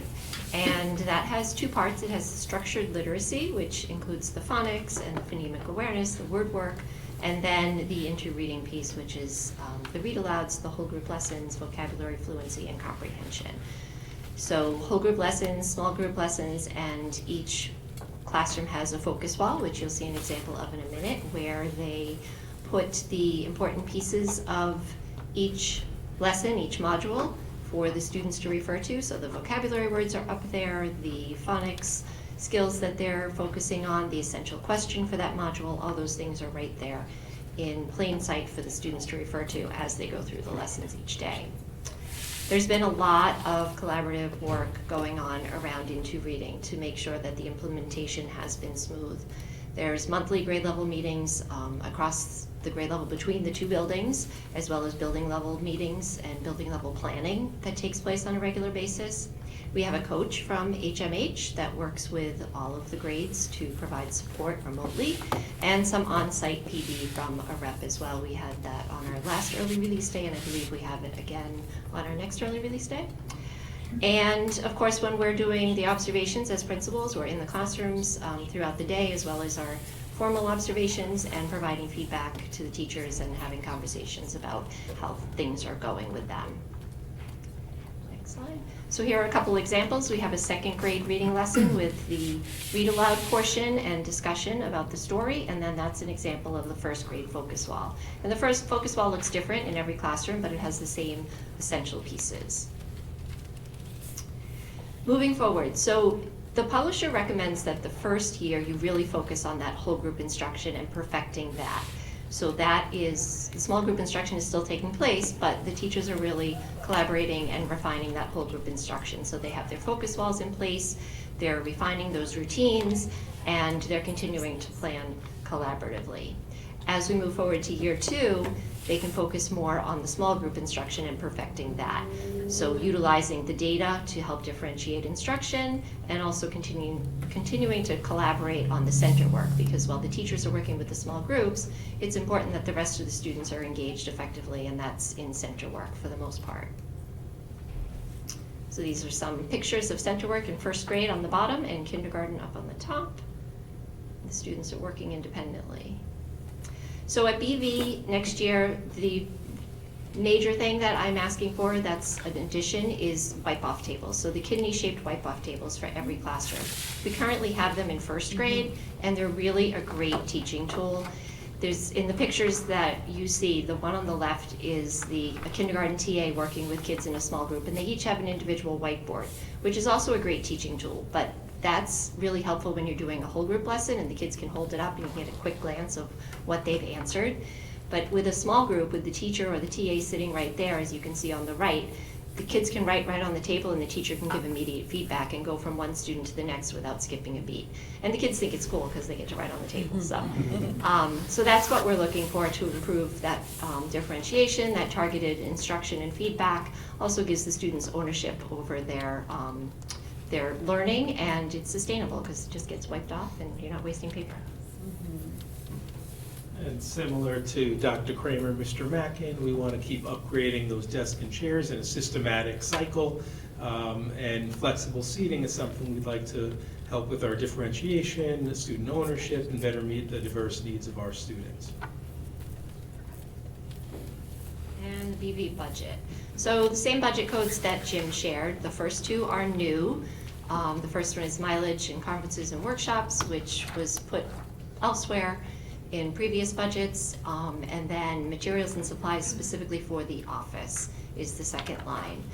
The equipment code down below, that would be furniture and other large expenses, which is being moved to other lines, so that's a 0 for next year. Then we have our, I gotta look at my paper so I can see it clearly. Contractual expenditures, so that's field trips. Again, wasn't budgeted this way in the past, so we're requesting $4,000 for that, which is an increase. Then we have professional memberships and teacher conferences. It's next page. So these are the different budget lines for the specialists, the special area teachers. We have art, we have music, we have phys ed, we have STEAM, and then we also have the general supplies, which is the second one from the top, the biggest piece of the budget. And those go up and down depending on the subject. Music is up quite a bit because they're requesting a particular curriculum that we're considering. So if we do decide to go with the Drums Alive curriculum, that is budgeted in case we lean in that direction. Next. The next one is workbooks. That's the math consumables, handwriting workbooks, some response journals, classroom magazines, things like that, all the consumables. It's up a bit from last year. And then we have materials for the library and health services. So the nurse is requesting a couple of larger items. She needs a new go bag and also a new recovery couch for the students when they need to spend some time with her in the nurse's office. And that's it. So you see there's a slight change, slight increase in the budget from, or decrease actually in the budget from last year. Sorry, that's a typo. Should be a -6%. And some of that is just that money has been realigned and placed in other budget items, and some of it is a decrease in what we're requesting. And of course, thank you on behalf of BV and all of the students for your continued support. It's greatly appreciated. Thank you, Dr. Josh is going to finish it. All right, thank you. Okay, and ours are going to be fairly similar, especially to BV. The difference is the first code ending in lobby. That's for the fish tank and maintenance. That started as of 2025 in the Furnace Woods lobby. Mileage, material supplies, and equipment would all be similar, as would this page. Helps going last. Okay. And really, we can just keep going because these are identical. Some are a little bit higher, some are a little bit lower. If you want to go to the total slide, Greg, please. And there, there's a slight increase. And finally, thank you very much on behalf of our Furnace Woods community and all your support. Thank you. Thank you, Josh. I want to say thank you to Dr. Ruller, all of our principals. While you've probably heard me say ad nauseum that our budget is not just a balance sheet, it's a statement of our educational values. In this presentation more than others, that is truly the case, because we are showing you specifically what is directly impacting students in their buildings. Additionally, principals rarely have a very large budget to deal with. When we talk about if we have to make major cuts, it normally does not come from a building-based budget. So we really wanted tonight to show the story of each of our buildings and what they're proud of and what we're hoping to do next year. I'm going to deviate from my normal procedure here where we hold questions till the end. I want to make sure our principals can get home and make sure that they get their houses ready for anything that they may need to deal with. Specifically, they've been in the buildings for so long. So are there any questions about the building-based budgets or the curriculum-based budget this evening?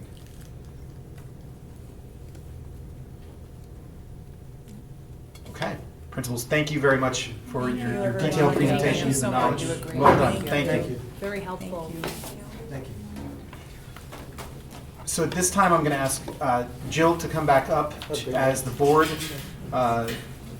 discusses a component of the budget which came from the Finance Committee as a recommendation from administration to explore the use of reserves as a appropriate and best practice fiduciary matter.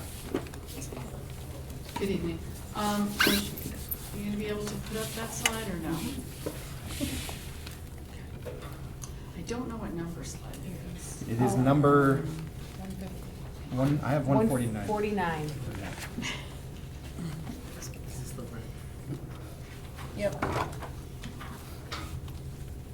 Right, so I just want to introduce what I think we will be asking on one of the propositions on the ballot this year, and that's to establish a capital reserve for the district.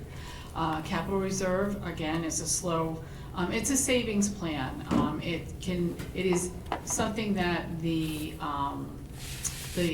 entire community has to vote on to establish. It's not a typical reserve where we can decide as a board and as an administrative team that we need to have a reserve to cover things in our budget. This is specifically earmarking money for the use towards capital projects, and it will, in the long run, help to reduce the cost of those capital projects. So what it is a savings plan, and it can be specific or non-specific. The recommendation is that it's not specific to a particular item or items within buildings or facilities. And again, it's an opportunity to create a long-term return for taxpayers. When we go out for a capital project, those capital projects are voted on and then they're financed. This will be a gradual savings plan to put towards those projects, instead of just introducing a project saying, okay, it's gonna cost, I'm just gonna throw something out there, $15 million for this, that, or the other thing. And different savings can help reduce the financing on the cost of those projects in the long run. We know that they're happening, we know that they're gonna be happening. We have one in the works right now, so it isn't something we're saving for immediately, and we're not asking the public all we're asking in the proposition is to establish the reserve. We're not putting money into the reserve necessarily at any given time. It can be from leftover funds in the budget from year to year. We all know that there are leftover monies at the end of the year. No one budgets right to the dollar. And we also can plan to put money towards it. If, like in the operations budget, we could designate, let's say, I think Anthony has, Mr. Merlini has $100,000 designated just to start it off. But technically speaking, nothing has to go in there initially. Craig, if you go to the next slide. So, capital reserve is under New York State Education Law, Section 3651. The notice for the voter approval must state that the proposition will be established to create a reserve fund. The proposition that is voted upon must specify the purpose for which the fund would be established, like I mentioned earlier. The ultimate amount has to be established, the probable term, and the source from which the funds are to be obtained. The ultimate amount refers to the amount up to, so as a board, you would have to decide what you think that amount should be, and what the term of that amount, how long it would take, how long we can have this reserve in effect. At the end of the term, you can establish another reserve, you could add on to the reserve, but initially when you put up the proposition, it has to state those things. I have an example there, a recommendation, a reserve up to $5 million over 10 years. Right now, our reserves are in good shape. We also know that we're facing the reduction in revenue from the Indian Point power plant closing down, and our cessation funds coming into the district as revenue going down $2.2 million every year. So it's unlikely that we would get to the $5 million over 10 years. However, I think anything higher than that would be an unrealistic expectation. So we can be specific or be broad in the capital reserve proposition. Again, that's a suggested wording for the proposition. We've reviewed it with the attorney. They agree that those are, words that we should probably think about adopting if we do put up the proposition this way. It includes additions, improvements, reconstruction, and equipping of district buildings and facilities and athletic fields and tracks, including original furnishings, equipment, machinery, apparatus, appurtenances, not sure what that is, and site work, as well as incidental improvements as they relate to expenses in connection with a capital project. So that pretty much covers anything and everything we could probably think of to put into a capital project. It doesn't limit us that way to things that we, specific items. And again, how we have to name the funding source. The funding is derived from annual budgeting, like I said, directly remaining at the end of the school year, or increased by, and it can be increased by the remaining unspent budget appropriations. So initially, nothing has to be put into the fund. However, like I said, I think it would be wise from year to year to at least put a minimal amount in there to start creating a reserve that will help reduce future funding on projects. So that's what that's all about. I'm going to say that we should probably talk about what that amount is and if that's an agreeable amount, because I know that our district clerk has to create the proposition, she has to get the wording, they have to have it printed. I would ask that tonight, if you can, decide on what that amount and what that time period should be. We can discuss the amount and the time period, and then we have to bring the draft of the proposition put in front of the board again. Yeah, okay. So we'll go ahead and take a look at projections, just at our normal iterations, and we'll save the amount and proposition discussion for after the presentation. So Jill, if you want to just take us quickly through any changes that might have occurred to our projections on the next Okay, slide. so that slide is not here. We can talk about, I didn't add it to the slides that we had. I can. Actually, it should be updated. Oh, you know what? This is just a screenshot of it. So we received new information just recently, Right. which we'll discuss in the discussion portion of the presentation, and then Jill can update the projections that we provide at the next board meeting through the Finance Committee. So. Okay, so do you want to talk about the tax cap, or no? We'll Yes, wait let's just go through. to the discussions? Yeah. Okay, all right. It's okay, we'll get there in 2 seconds if you want to Okay. stay up there. Greg, if you want to go to the next slide, these next slides are just perfunctory reminders. Here's our budget development calendar. If we look at the next slide, a reminder about our budget vote. May 20th of 2025. And then if we need to go to a contingent budget, the next slide shows those contingent budget rules. And so board, the next slide that we'll go to shows our current budget parameters as we've left from our last presentation. This is what your administrative team has been working within to build the superintendent's budget. And then finally, we move on to our discussion section. So members of the board, thank you for, that was a long presentation, I know, but I think hopefully it laid out the building and curricular aspects of our budget in a manner that you were able to digest and continue this discussion. So we asked you about any questions you have from our presentation. If there are any of those you want to revisit, we can do that at this time, but also we want to look at those parameters, see if there's anything we want to revisit, see if there's anything we need to adjust or update. We also have to discuss if it's the sense of the board to move forward with a capital reserve proposition. And I've updated the slide deck, so when we update it live, you'll see these come up. And the amount of what we would put into that capital reserve update. Jill has just recently received updated estimated figures related to our tax cap. So we look at a possible tax cap at this point in time with the numbers that we have of allowable levy increase from to 4.58%.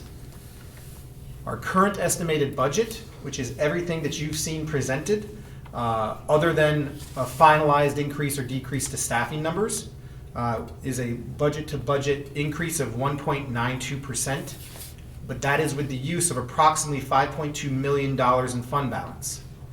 We cannot calculate the tax rate at this time, so on the table there are three main questions. Anything we want to revisit in terms of budget parameters? Do we want to move forward with the establishment of a capital reserve through a budget ballot proposition? And the amount of fund balance that we are using right now to have a 1.92% budget-to-budget increase, is that an acceptable amount of fund balance, or do we want to lower that? This is the time of night that I always hit you with very difficult questions. Again, though, this is just a discussion. This Yes. isn't the establishing an amount to use in the budget. And again, we'll discuss it further at Finance Committee. I think just having received our final statistic or amount that we needed to complete the tax cap calculation, this is where we just got that information yesterday, the final pilot amount that I could use towards the calculation. So, you know. 4.7? What's that? What's the number? 4.58? So right now, the budget, the levy to levy would be 4.58%. That's the allowable cap. But that is with a, so that is $54.5 million. Again, a $2.3 million levy increase over last year. Again, but that would be a 4.58% levy increase, not tax rate increase. So the tax rate is established after we know what the assessed values are in the entire town. When we come back to the next meeting, and I'd like to discuss it with the Finance Committee on Tuesday when we have our meeting, is we'll play it out based on the assessed values that we had received in the prior year, because that's all we have to use right now. We don't have any new final assessed values. The increased amount that we're allowed to raise without the supermajority, right, that needs the Correct. simple majority, that's based on the tax levy amount? Yes, So that's what we know now is 4.58%. yes. So regardless of what the assessed value component becomes, it's not that it's irrelevant, but what I'm saying is for our conversation, we already know the final answer. 4.58 is what we can go up to not need supermajority and stay inside that particular budget parameter. Correct. Okay. Currently, that could change, but that's the number that we have That's right now. and we don't have the state aid. So I do have the Number state aid, but they're not final, right? So we don't have final building aid numbers. Building aid numbers can make this number change. And do we anticipate the budget, the building aid numbers to be? They may be equal or- slightly higher, Okay. based on the fact that we're gonna be filing the final cost reports for the project that ended last year. Yeah. So that aid will start to flow to us next year, but we don't have that projection yet. It'll only be the second half of next year, so it's not gonna be a big change. The most recent information we have is reflected outside of that number you said is not currently here, is already reflected in this, so we know the state aid to the extent that it is, most of it is in. That's already being Sorry if I'm projected. behind a little bit. I No, you're apologize for not, my you're tardiness. fine. No, it's good, we need to reiterate it and talk through it. So, I mean, this is a large chunk of fund balance that we're talking about using, $5.2 million. This year, we have appropriated in our budget $3.7 million. We had 2.5 the year before, we didn't use the 2.5, you heard that in an earlier conversation. I don't know that we would need to go to the 5.2, but then it would cause us to go over the cap, right? If we were to push it into the tax levy instead. What I'm hoping for, a little bit further on along as we go, is maybe projecting different revenues is slightly different. I think I can take a closer look at maybe interest earnings. I'm worried about that right now. I think everybody is, and where that's going. I mean, everything's a little bit economically volatile right now. The sales tax, I saw that when Rob was giving his presentation, it did go up to 1.8 million, and the projection was a little low. Right now it's at 1.5. Again, are people gonna be spending more money next year? You know, we don't know that given the economy or the government and what's going on there. So I don't know, that these projections are way off or anything like that. I feel like they're pretty aligned with what we're gonna see at the end. But I think, again, you need to look at the use of fund balance and realize that that's a large use of fund balance. Do we have the new projection sheet? Because the one from here is from You're the you're shared if you're on the finance committee, correct? Yep. So you're shared on that particular sheet. I don't have it posted on the presentation. I'll add it to the presentation. So I think one of my biggest concerns is using $5.2 million this year, when we know that in 2030, we're gonna need that money when the cessation fund runs out. So I think we all have to think about that in the long-term longevity of just making sure that our district survives when that cessation fund starts to go away, and with large amounts instead of what are we getting, 12 million this year? Right. 2030, there's gonna be almost nothing there. So I think using that money now, We're actually we got 12 million last year, 12.6. We're getting 10.6 this year, and we're getting 8.6 next year. it's 2 million less per year as we go. Correct. We And continue to go down. that really compounds it, because you have to remember we lost the 2.2 every year. So every year you're losing 2.2, and next year you're losing 4.4, and so forth. The other, so we're about $1.5 million off of what we used or what we projected to use this year as appropriated fund balance. I would say we need to take a hard look at what we're budgeting for, salary and staff-wise, which we haven't gotten to that discussion yet as part of the finance committee. And I'm sorry, Jeremy, you have a question? I do. Can you do me a small favor? Can we add the fund balance from a projection standpoint? Not what we're gonna use, but what was, have left? Because when I look at this Right. sheet, I'm not on finance, so I have no idea what the fund balance Right, remaining I'll will add be. this slide to that, and it has all of that Yeah, information no, on there. I'm asking you live to do something that I know you Okay. can't do now. I'm just in the future, if that could be something that we have there, it may help minimize some questions.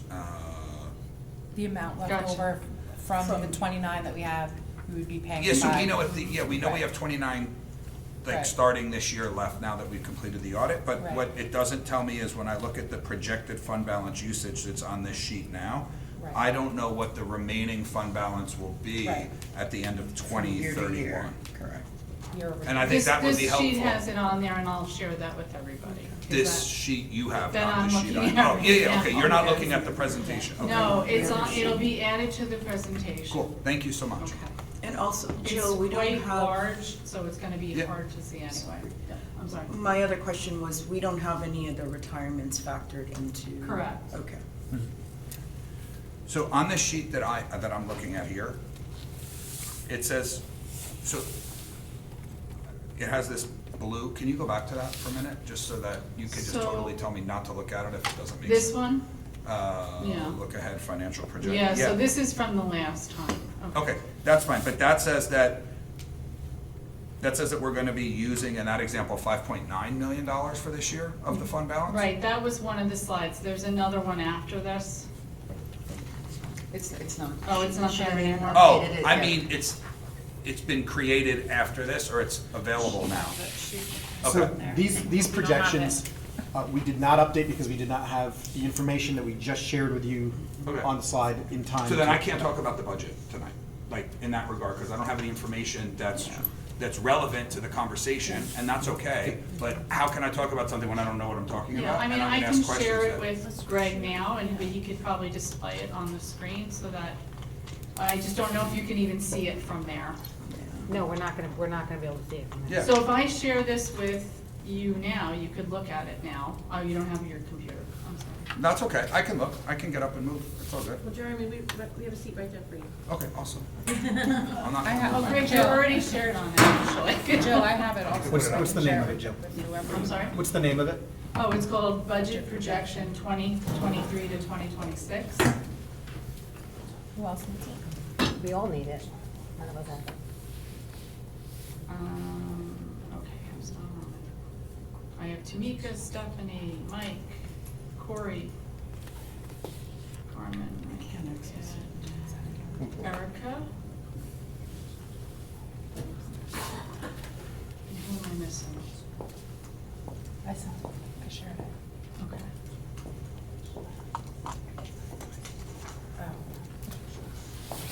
Requested for you to share it. What? I guess it's gonna request for you to share it. I requested to share Okay. it. You got it, sorry. Yep, moment of silence. Okay, so I can't control it though, so Time to. it's gonna be hard to, I guess I could get up there and point to things. So Jill, projected fund balance is on line, row 24. Yeah, And row anything- 24. And anything in green would be. Green is what the current projections are for 25, 26, the row going down, green, and then to the right where the notes are, kind of just explains it a little bit. So. Where is the fund balance? At the bottom. So I see 24, but where does it tell me what the So fund go down balance? to the bottom, Greg, keep going. Oh, I keep see, going. further down the Keep bottom, going. like it was on this, okay. Right. So we have money, don't forget, we have interest earnings coming in, we have other things happening, so this is a hopeful number for the following year. Yeah, so So I'm we plan to start next year plus or minus 31 million. right at the moment. Okay, so can you scroll to the right? Right at the moment, today. If we scroll to the right, based on This these gives you projections. future years, yeah. So, It's gonna go down. yeah, but it's going down to $23 million? Well, it all depends on what your budget is, right? So But I'm your only- budget, you're assuming some reasonable. Some increases, yeah, Yeah. yeah. I mean, I think that's a much different picture, right, than even when, am I crazy? When we talked about this with Don Hoffman a year and a few months ago, this number at the end of 2031 was like, Nothing. I don't even think it was $1 million. So It was not. It I was- think that's a testament to the district. I mean, this is an Putting entirely fund different balance picture away. than 12 months ago, one that is not alarming at all relative to what we saw. It's not as alarming. Not You're as gonna Well, keep it's not, things- yeah. I was gonna say, it's not, I Go mean, scroll Don up a little Hoffman's bit. presentation showed that we would have, if I remember correctly, from December, it was something like $23 million is what we were gonna have left. And then we were supposed to use the $3.2 million for this year's budget, which we ended up not using at the end of the school year from last year, which gave us a surplus. And that, along with Senator Harkin's additional $1 million, we ended up getting more state aid than we projected. So we've been very fortunate so far to get extra dollars that have been coming in. But from this point on, once we start taking the money out, we're just gonna deplete what we have. We're But not- what's gonna happen as a result is you're gonna keep on increasing the tax levy because Yeah. that's how you're gonna make it up. I'm just trying to understand that this is a totally, and again, I am looking at this in 5 seconds. but- Right, but you will be able to do that if you, so when your tax cap renews every year, you always start with your calculation with the prior year's tax levy. Right. So you're replacing the revenue you're losing with tax dollars. Yes. So it's coming from your community and it's putting it back into. But that's what Don showed us, but at the end of the cessation fund, we were down to no fund balance. Like, and now this is a totally different picture than the one that we looked at from him. I don't have my. We don't need to look at it now, I'll pull it up for the next You're meeting. gonna be but- using it, you're gonna be replacing it, you're gonna be getting some new Yeah. revenue through interest earnings. There's a lot of different moving parts, right? So I just want to just ask a question, or maybe a clarifying point. So we were over from last year's budget by how much? We had a So Surplus. We had a 3.9 we had a 3.9% surplus. increase in your fund, just go Dollars. there, yeah. $3.9 million. Yes, we had $3.9 million Increase in your fund balance. increase, yes. I'm sorry.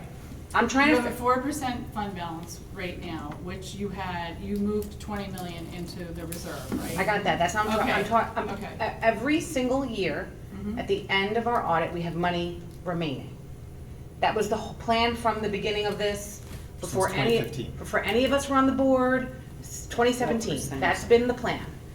So, what we were doing was, we're guessing, every year the boards prior to us were guessing and hoping that at the end we'd have leftover funds, right, that we didn't spend. So if we take out 5, we can maybe put back in some. Yeah, well, this is what I'm at the saying, end. so we're gonna take out 5. So this is where I'm struggling. I'm struggling with, I don't see how we go over the tax cap and ask our community for more. I think we should always look at as close as we possibly can to getting our expenses down as low as possible. I think that's what we all are aiming for. But we can't go over the tax cap and take 4 or 5 million out of reserves that we've been taking, like, almost not overtaxing, but overestimating every year. Like, we need to be cognizant of that, because that's been the plan. And I think that we're in much better shape, like Jeremy said, than we thought we were. This represents a $5 million use of fund balance this year and still ending But so up- let me make an Yeah, but- honest yes. statement, so every year we have to inject $2.2 million to get to where we were the year Yep. before. Yep. So, you already know that out of the 5.2, you're gonna be using 2.2. Maybe this year we didn't have to use Right. the fund balance that was projected to be used, because you don't have that much dropping off. Mhm. It's early on in the process, right? But that is, you're gonna be digging into that for sure. And then it's going to compound the following year, and you're gonna need to use $4.4 Yeah. million. So it isn't like this year where we plan to use 3.7, 2.5, but we really didn't have to use it yet, right? Because all along, they've probably been over budgeting quite, a little bit to try and help It was to build up smooth the out fund the approach, balance. just so you Yeah, can have right. peaks and troughs. It So was a you're smoothing gonna, approach. that's going to Which is become publicly less discussed. available to do, right? So. But there are also other ways, like we should be thinking about other ways than dipping into the fund balance to make the difference. So another way is to start cutting expenses, Right. and That's that's what I'm saying cutting is- staff is- and cutting. that's what Erica was programs, saying, and staff. You don't wanna do that Right, either, and so. maximizing aid, I know you were working with that company that just. Yeah, that you're not talking, that's making up old aid that we were supposed to get. So I it's not mean, you're not gonna be applicable like, moving there's not forward. gonna be a windfall Yeah. of money coming in. So I think in order for us to have a complete conversation about this, we need to see what the fund balance looks like as we go down to 2030. Yeah. If we're gonna take an approach of, we're gonna use It's $5.2 here, million. but it's gonna keep changing a little bit. Correct, over because. the next few weeks, over Right. the next month, Like, right? You know, because if you No, look at not this, if you look at this, for instance, 26, 27, we're supposed to use $6 million. 27 to 28, we're supposed to use $6.5 million. That's $12 million already, and we're only in 28, and we're not even at 2030 yet, when we only get Can we freeze almost the nothing. Yeah, but every year, and the left but of every this so I can year see this? historically now, we have left over. We've been having leftovers though, because we've been getting additional state aid that in the projections, if you look at Enrique's projections, every year we've been getting more than he's Because, projected. yes, and in 2017, I was sitting in this room, right here, and he explained to all of us the wealth ratio, we should see more state aid each year because of our wealth ratio. It's never guaranteed, right? I guess what I'm saying is, we're gonna, if we, this is where this is where we come in. And I hear you're uncomfortable, and I get it, we're gonna have no money, all these things we knew, because we lost $25 million, and it's up to us to figure that out. But here, this is what I'm trying, we have to decide as a board what we're doing here. Are we going to propose that we go above the tax cap, right? Or do we wanna propose that to the, what's the solution to this? Point of privilege. Yeah. So at this point in time, the district is not recommending, through the superintendent's budget, to pierce the cap. We are recommending that we have a 4.58% cap that we can work within. What is on the table right now is the amount of fund balance we use or not use to tell us how much we should trim from the proposed Okay, superintendent's so budget. what is the number what number would we be more comfortable with? Because we're looking at projections that this goes Correct. up every year. So the district feels comfortable recommending a 3.7 million use of fund balance, which was similar to what we had proposed for last year. Yep. That would require us to do a little bit of trimming of our program budget, which we do not have any of the retirements, any possible savings through attrition from the retirement incentive, which we could look to make up some funding. Also some minor programmatic shifts that we've worked with some of our buildings on. Yeah. We feel confident that we could present that to you where we preserve the majority of programs. That's right. And also, we do not use more than $3.7 million of fund balance. Okay, so we are having a conversation that we don't have to have, because at the end of this, on March 15th, when we get to our line by line, we're gonna end up where we We're need gonna to. still be having this conversation. Yeah, but we're gonna be closer to where we need to be. Correct.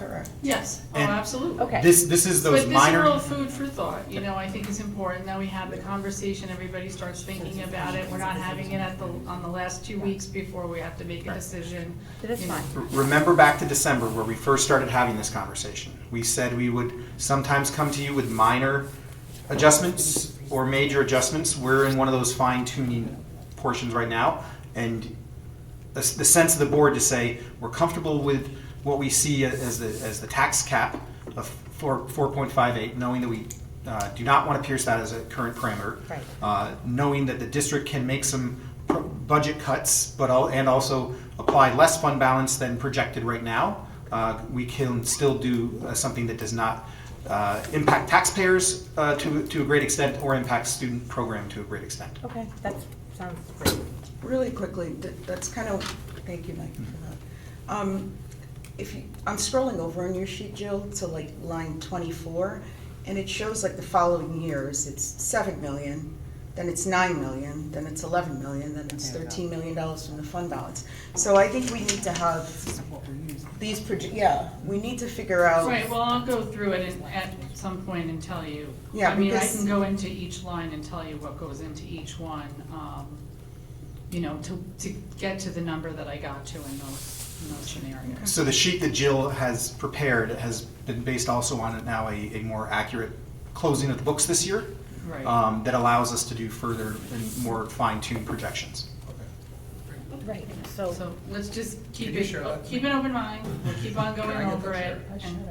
We did, thank you so much. all right, and then basically what we have to do is back to the original slides, where it's decide on so we can write a proposition, present to the public. We have to decide on the Yes, on the capital reserve. Okay, so Correct. I think we all agree that we should put it out there and establish it. I think we're all, I don't want to speak for everybody, but is there anyone that thinks that we should not establish a capital reserve or propose it to the community? Okay, so we're all there. You have agreement. We don't have to vote on that, do we, Carmen? That we're all in agreement that we should. You're gonna vote on the proposition. Okay, so we're there, and you're asking us to. Establish a limit that it can go up to and the amount of years that it can remain in. And you're recommending 5 million for 10 years. And you could fund that at any time during the 10 years. You could start it with $1. Yep, So it's- and you can leave it at $1 for 10 years. You know, I'm saying that's not the goal, but obviously it doesn't have to be added to, it doesn't, and to take the money out of it though, this is what you should keep in mind, is that it has to be voted on to remove it from there. Right. Has From to the be- public or from the board? Yes, no, not from So the you- board. So you Public can't vote. use it until the next year's Correct. vote to unlock it for the following Right, so school think year. about Okay. but you're not putting an amount in there. Even if we say, you know, the 5 million's not going in there, you're building it as you go. Yeah. So if you feel that at some point you don't want to add to it because you feel like you would need to access it, you don't want to put that, you Right. know, that amount Right. in. And do we have to be very specific in what it is? The language that I have there would be the language that we would use in the proposition. Okay. That's been reviewed by the attorneys. Okay. And just as a reminder for the board, I know it's been a long night, these reserves are allowable and audited financial vehicles that allow the school district to have money on hand for the rainy day that is always, that always could come. School districts aren't like private sector companies where they can raise money. We have to budget a year ahead of time. So that's a key thing. If somebody wants something for next year, we have to budget for it this year. We can't just come up with the money the day that you need it. So these reserves give flexibility while being transparent to the taxpayers and providing you the financial oversight that you're authorized to do to make sure that the funds are being used appropriately. And we're also gaining interest on the money that sits there, so we're actually benefiting in that way as well too for the district. Does the money that grows via interest in that fund remain in the fund only? Remains in the reserve, yes. In that reserve? Yep. Okay. Thank you. So board,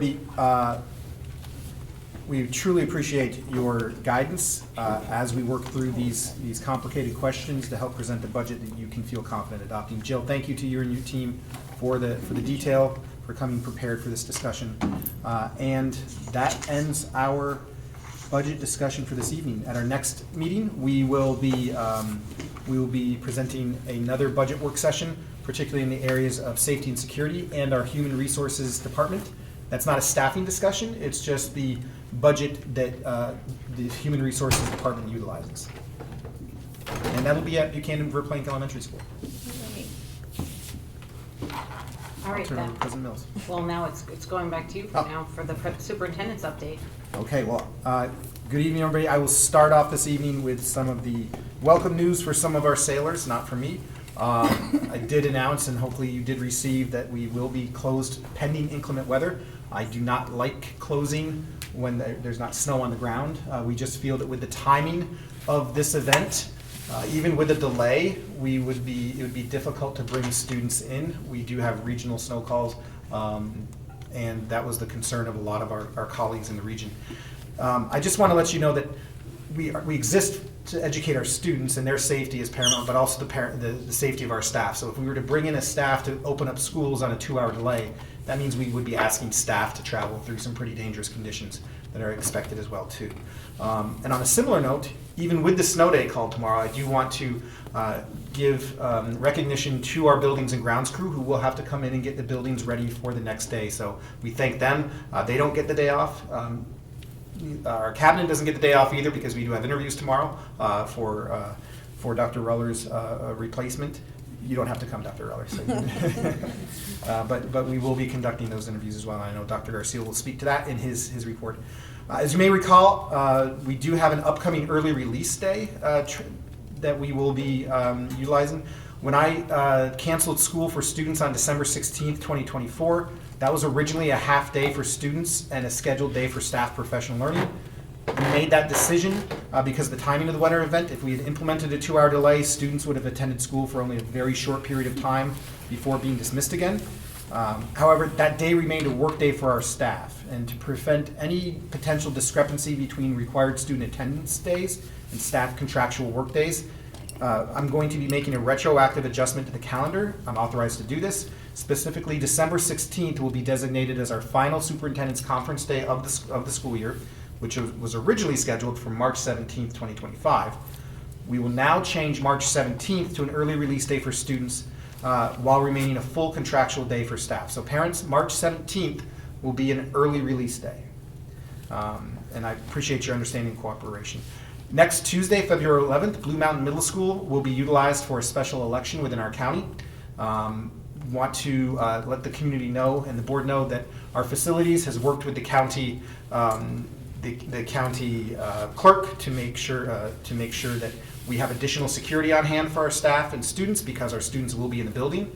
I do want to remind our community, as they participate in and demonstrate to our students the civic duty of voting, or the civic responsibility of voting, that we do so with proper decorum, because our students will be watching how we behave as we enter and exit the schools. We also want to remind people there is not electioneering allowed within 100 yards of the polling site, 100 feet within the polling site. So we do want to make sure that we honor that as well.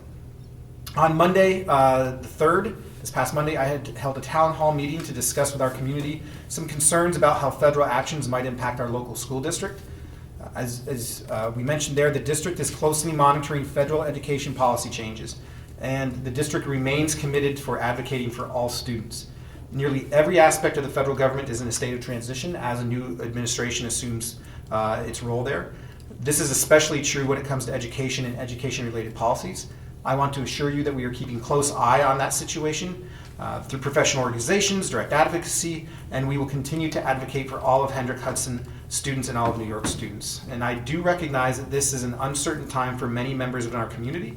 Our district remains steadfast in ensuring that every student, regardless of status, language proficiency, or housing situation, has access to a free, safe, and high-quality public education. This is not just unique to this time period as educators. Every educator in this district has a moral and legal obligation to that foundation of our work. And so you may see schools coming out with statements similar to mine, because this is our day-to-day operation. While this may be an upheaval in many of our students' lives, every day as educators we come to this district supporting students in whatever particular struggle they may be going through, so that they feel able and are able to access the instructional environment that we place before them. The purpose of the town hall was to share a general overview of how we may be impacted by 3 recent developments, which included concerns about how law enforcement interacts with our school district, concerns about federal funding freezes, concerns about executive orders as well. So I'm a history teacher by trade and recovering social studies teacher, so I do beg your pardon while I dive into this. The U.S. Constitution contains no mention of education. With the federal government limited those powers either expressly stated or implied in the Constitution, the federal government's role in public education is secondary to that of the states. Power over public education is an essential attribute of state sovereignty, as that of the power to tax or to provide general welfare to the state's citizens. Furthermore, the New York State Constitution states that the legislature shall provide for the maintenance and support of a system of free common schools wherein all the children of the state may be educated. So as a school district, we follow not only the New York State Constitution, but also the federal Constitution, but also the New York State Constitution and our local policies and state regulations. Among those include our mission statement, where we reaffirm our belief and commitment to create a dynamic, innovative, and supportive educational community. Additionally, we as a school district have non-discrimination and equal opportunity policies and policies that foster our commitment to diversity, inclusion, and protection of our students while they are in our care. And our first job as educators, and that of every educator in this district, is to return your children the way you brought them to us, if not better. And we always strive to bring them back to you better. So with respect to interactions with law enforcement, we value the relationship we have with law enforcement, with our law enforcement partners. We work collaboratively and consistently with our local, state, and county law enforcement to keep our students, staff, and property safe. We build a sense of community by having our students interact with law enforcement through programs such as DARE, our SROs, and community policing program. This ensures that our law enforcement individuals know our students and our students know them. Law enforcement may enter a school to remove a student only if they have a warrant for the arrest of a student or other court order authorizing the student's removal, or if a crime has been committed on school premises.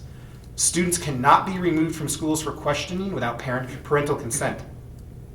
Law enforcement cannot interrogate students on school grounds without parental consent unless a crime has been committed on school grounds, and school personnel are not authorized to provide the required consent to question a student.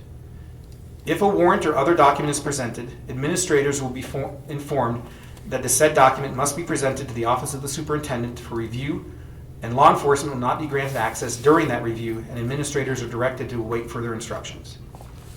A proper warrant is a warrant issued and signed by a judge and includes the scope and action of the warrant. A judge's signature will be located at the bottom of a warrant, and school districts are required to honor only judicial warrants, not administrative warrants, which are signed by government agency officials.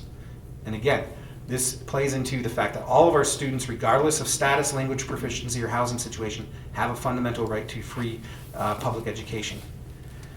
With result to some of the executive orders that are issued, we really won't know the impact of executive orders issued by the Department of Education or other agencies until guidance is actually issued by those agencies that are impacted by those. In many cases, that will not happen for 90 or 120 days. Recently, we met last week with our legal counsel to review many of the executive orders that at that time were coming to fruition. Some of the recent executive orders were discussed with our attorneys, and that they don't see at this time how those executive orders will impact our school district or any specific program that may be federally funded. We are awaiting guidance, and we will continue to support students while we await that. With respect specifically to the funding freezes that have been and the announced dissolution of the Federal Department of Education, we do not feel that the freeze will impact our school district. While it's not the same funding, if you read the orders associated in the freeze, it does not impact financial aid for our students. It's not going to impact Title I funding, which we do access, and it will not impact IDEA funding. Additionally, 2 federal courts have blocked that freeze, and in a memo that has provided some guidance to us, New York State Education Department clarified that IDEA funds and Title I funds will not be impacted, that funding freeze specifically targeted discretionary grants with the Department of Education. Some outcomes of that town hall will have us continuing to explore continued partnerships with our neighboring districts for advocacy, looking at providing resources on our website, and continued communication and partnering with community partners. I will be attending an event at the Hendrick Hudson Free Library next week, where a group of community members with specific concerns has asked me to speak, and we look forward to continuing to update you as we receive information. This week is National School Counseling Week. Speaking of those individuals who support some of our students as they navigate some of the difficulties and growth that they're going through, this week we recognize National School Counseling Week and celebrate the incredible contributions of our school counselors. Your dedication to guiding, supporting, and empowering our students is invaluable. Whether helping them navigate challenges, set goals for their pathway, or discover new opportunities, our counselors play a vital role in the growth and success of our students. I'm very pleased with the commitment of our counselors to the well-being and future plans of our students, and it does not go unnoticed. And I'm truly grateful for all the work that they do, and want to thank them for making a lasting difference in the lives of our students and our school community. There are no questions at this time requiring follow-up. I'm going to tell my kids to go to bed. I want to tell my son, I'm sorry I kept your skates in my car, but that means I was able to run them over to you at Bear Mountain, and hope you had a good practice. And at this time, I'll now ask Dr. Stephen Garcia, Assistant Superintendent for Human Resources and Leadership Development, to provide his update to the Board of Education. Sure. Mr. Trumbull, your kids should already be in bed, just like me. From your words to their Yes, sleepy eyes, they only have a 2-hour delay tomorrow. Oh, okay. So is my wife. This week has been busy for us as we have been interviewing many candidates for the Assistant Superintendent for Curriculum Instruction position.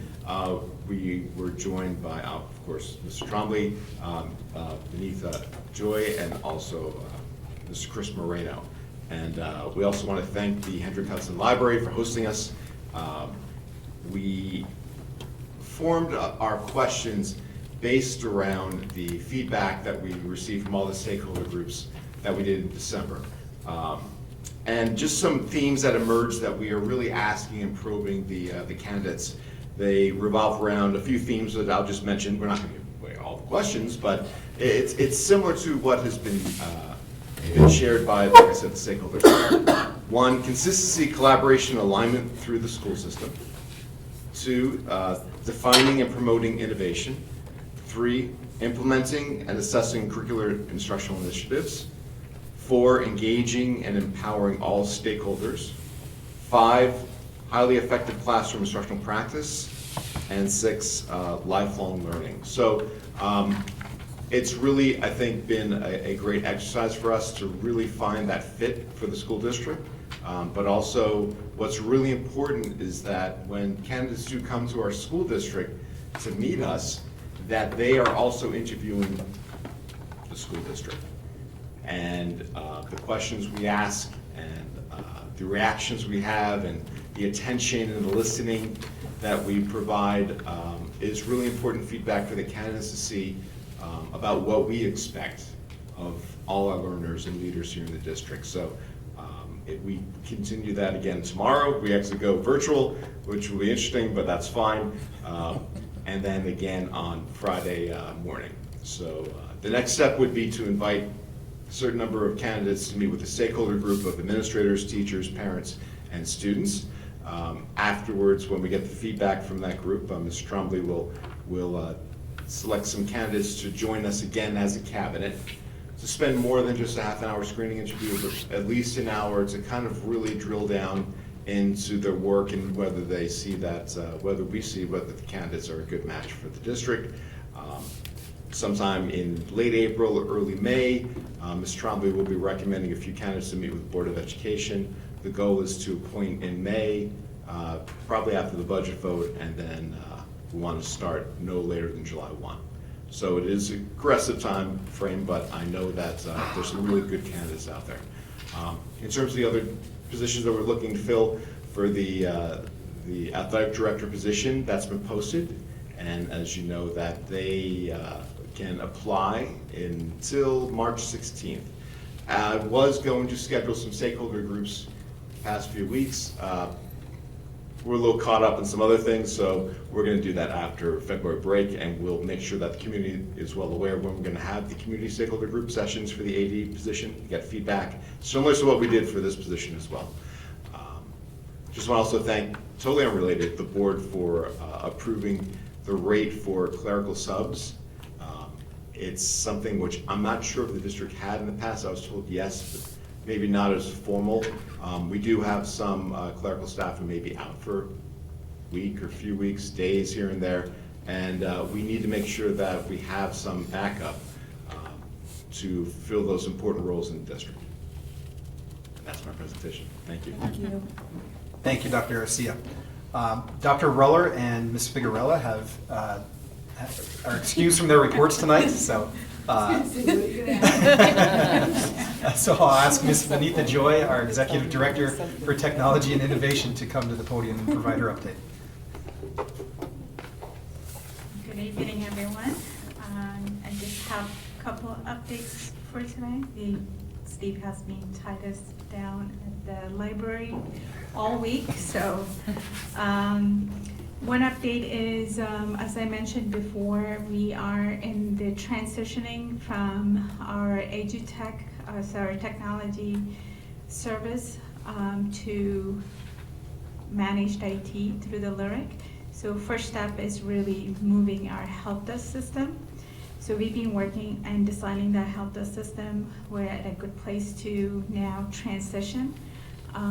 When next week, by Friday, we will be moving to a new help desk system. We will be sending out an email to the faculty letting them know they don't have to redo any of the help desk that's currently in the system. Moving forward, we'll be using the new system when they come back from the break. Also, that would apply to the parents. Currently, we have a help desk system for parents to submit tickets. This would be also changing, so we'll put that in the newsletter that's gonna go out next week. The other thing I wanted to talk about was last week, I talked about a Google announcement that was made about the Google Additional Services and the EdLaw 2D. What we have done since then is an email went out to the staff, newsletter, it was included in the parent newsletter last week about the change. I met with all the tech coaches and the STEAM teachers and our technology facilitator to let them know what's going on, how they can support the staff. Shared information, Google Slides, basically screencastify videos and slides that basically shows how you can actually still use the resources for the students, like embedding the YouTube video and things like that. We're actually putting together a drop-in session for the teachers because I'm getting all the emails. When you send out an email, they reply back to the email. So I'm getting a lot of emails from teachers saying like, can you take a look at the lesson plan, and you know, is my link going to be working? So in order to facilitate that, I asked Nikki Stabela, our technology facilitator, to do some drop-in sessions, so all next week. And when we come back from the winter break, she's going to be doing drop-in sessions where teachers can just drop in anytime during the day to ask questions, take a look at their materials. So that's going to be facilitated. We also did the announcement at the faculty meeting because not everybody read my email. So we did do a faculty announcement, and also middle school, we're meeting with the team leaders on this.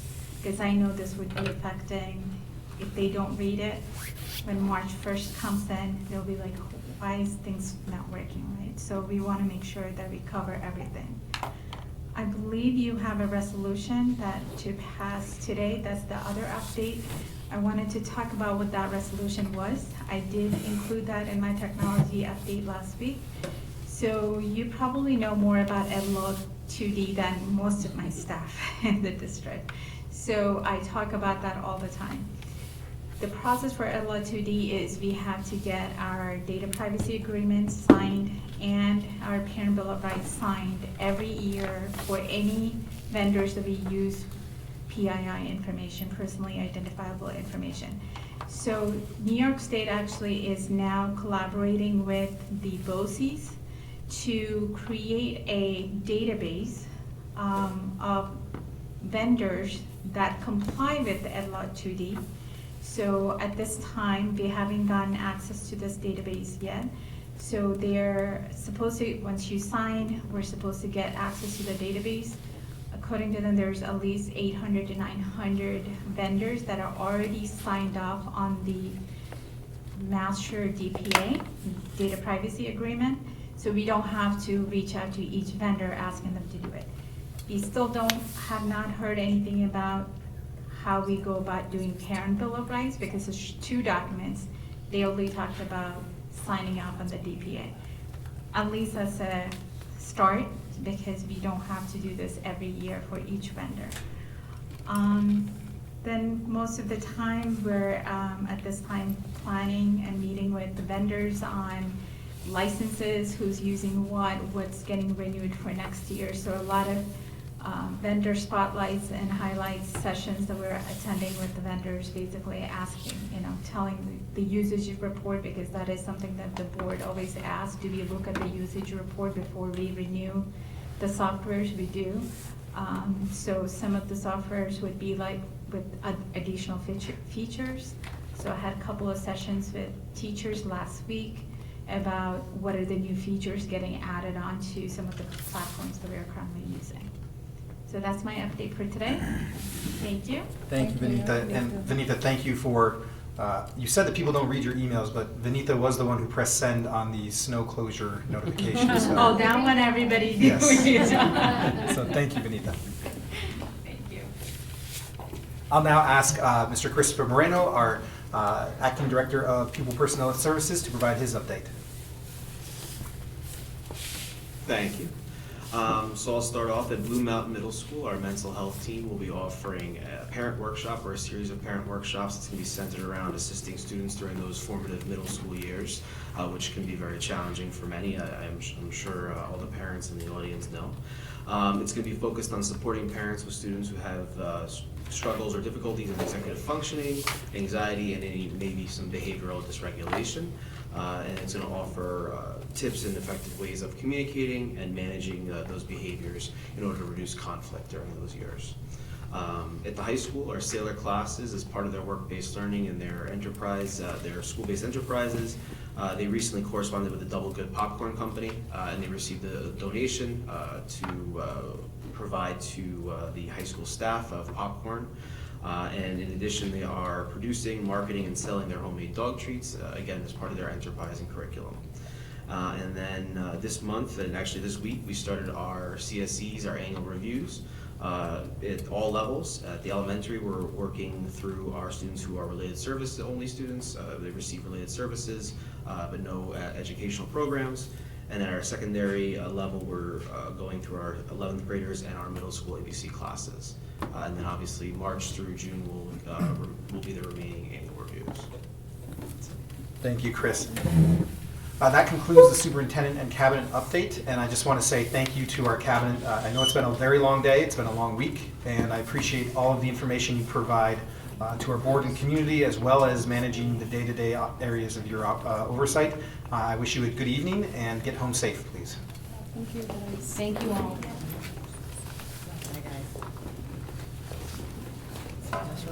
Policies.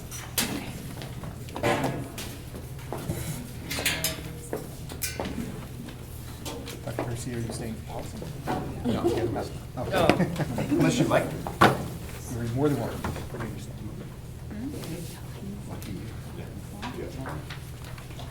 There's only about 10. I'll watch. I think they're, I'll take notes. the good news is they're all second readings, okay? We didn't add any more for you this week. That's for next week. That's for I'm gonna bring it. What's next? Policy. Awesome. We're on policy And then now. we're good? New business? New business? Is there a lot of that? Yep. We still allow that. We are, We need cushions. this is second reading of policy 3120, duties of the superintendent. The superintendent of schools. Motion to waive the reading? Second. All in favor? So this was again one that we brought to you last meeting. This is the second reading on just all of the responsibilities of the superintendent, really going on all the aspects that we would evaluate him on at the end of the year. And this is a new policy. Motion to approve policy 3120. Second. All in favor? Next policy, second reading. Policy 2240, board superintendent relationship. The board believes that. Motion to waive the reading? Second. All in favor? This was just updating the wording.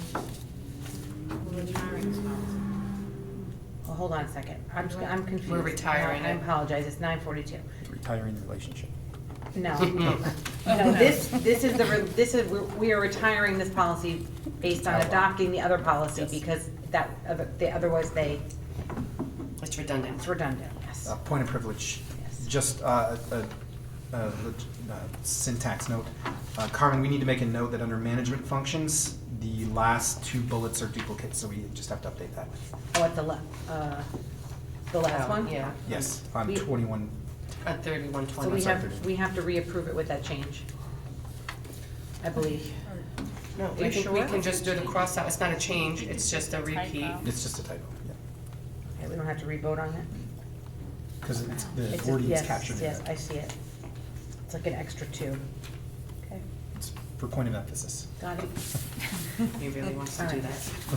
So can I have do I have a motion? Motion to retire policy 2240. Second. All in favor? Okay, this is the second reading of policy 4010, equivalence in instructional staff and materials. In accordance with the federal. Motion to waive the reading. Second. All in favor?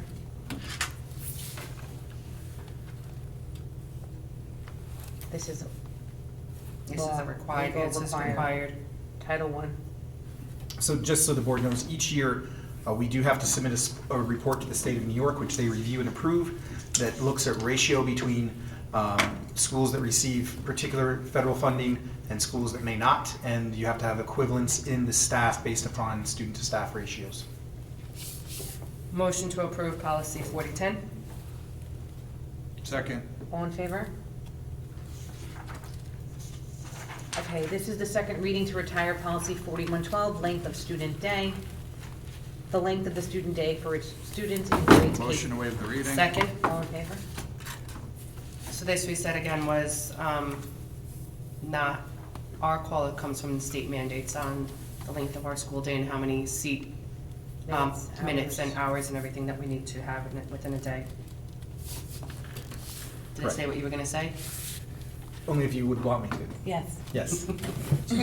And it does So also. does tomorrow count as seat time?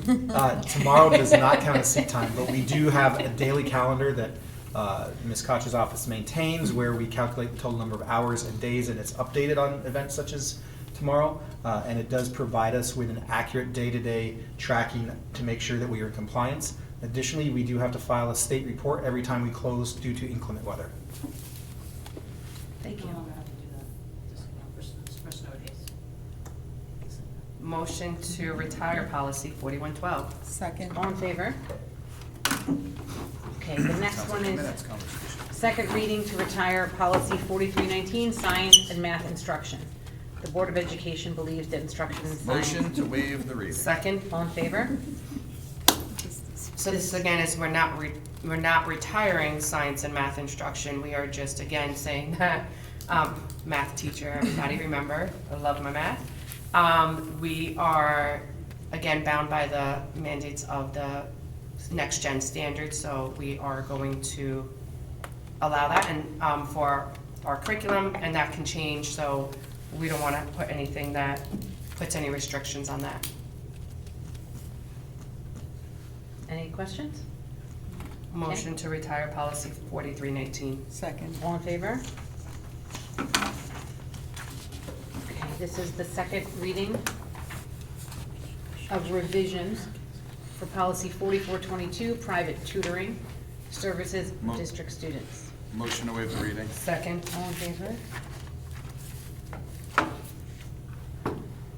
This was just clarifying the rules around tutors and how students receive private tutoring.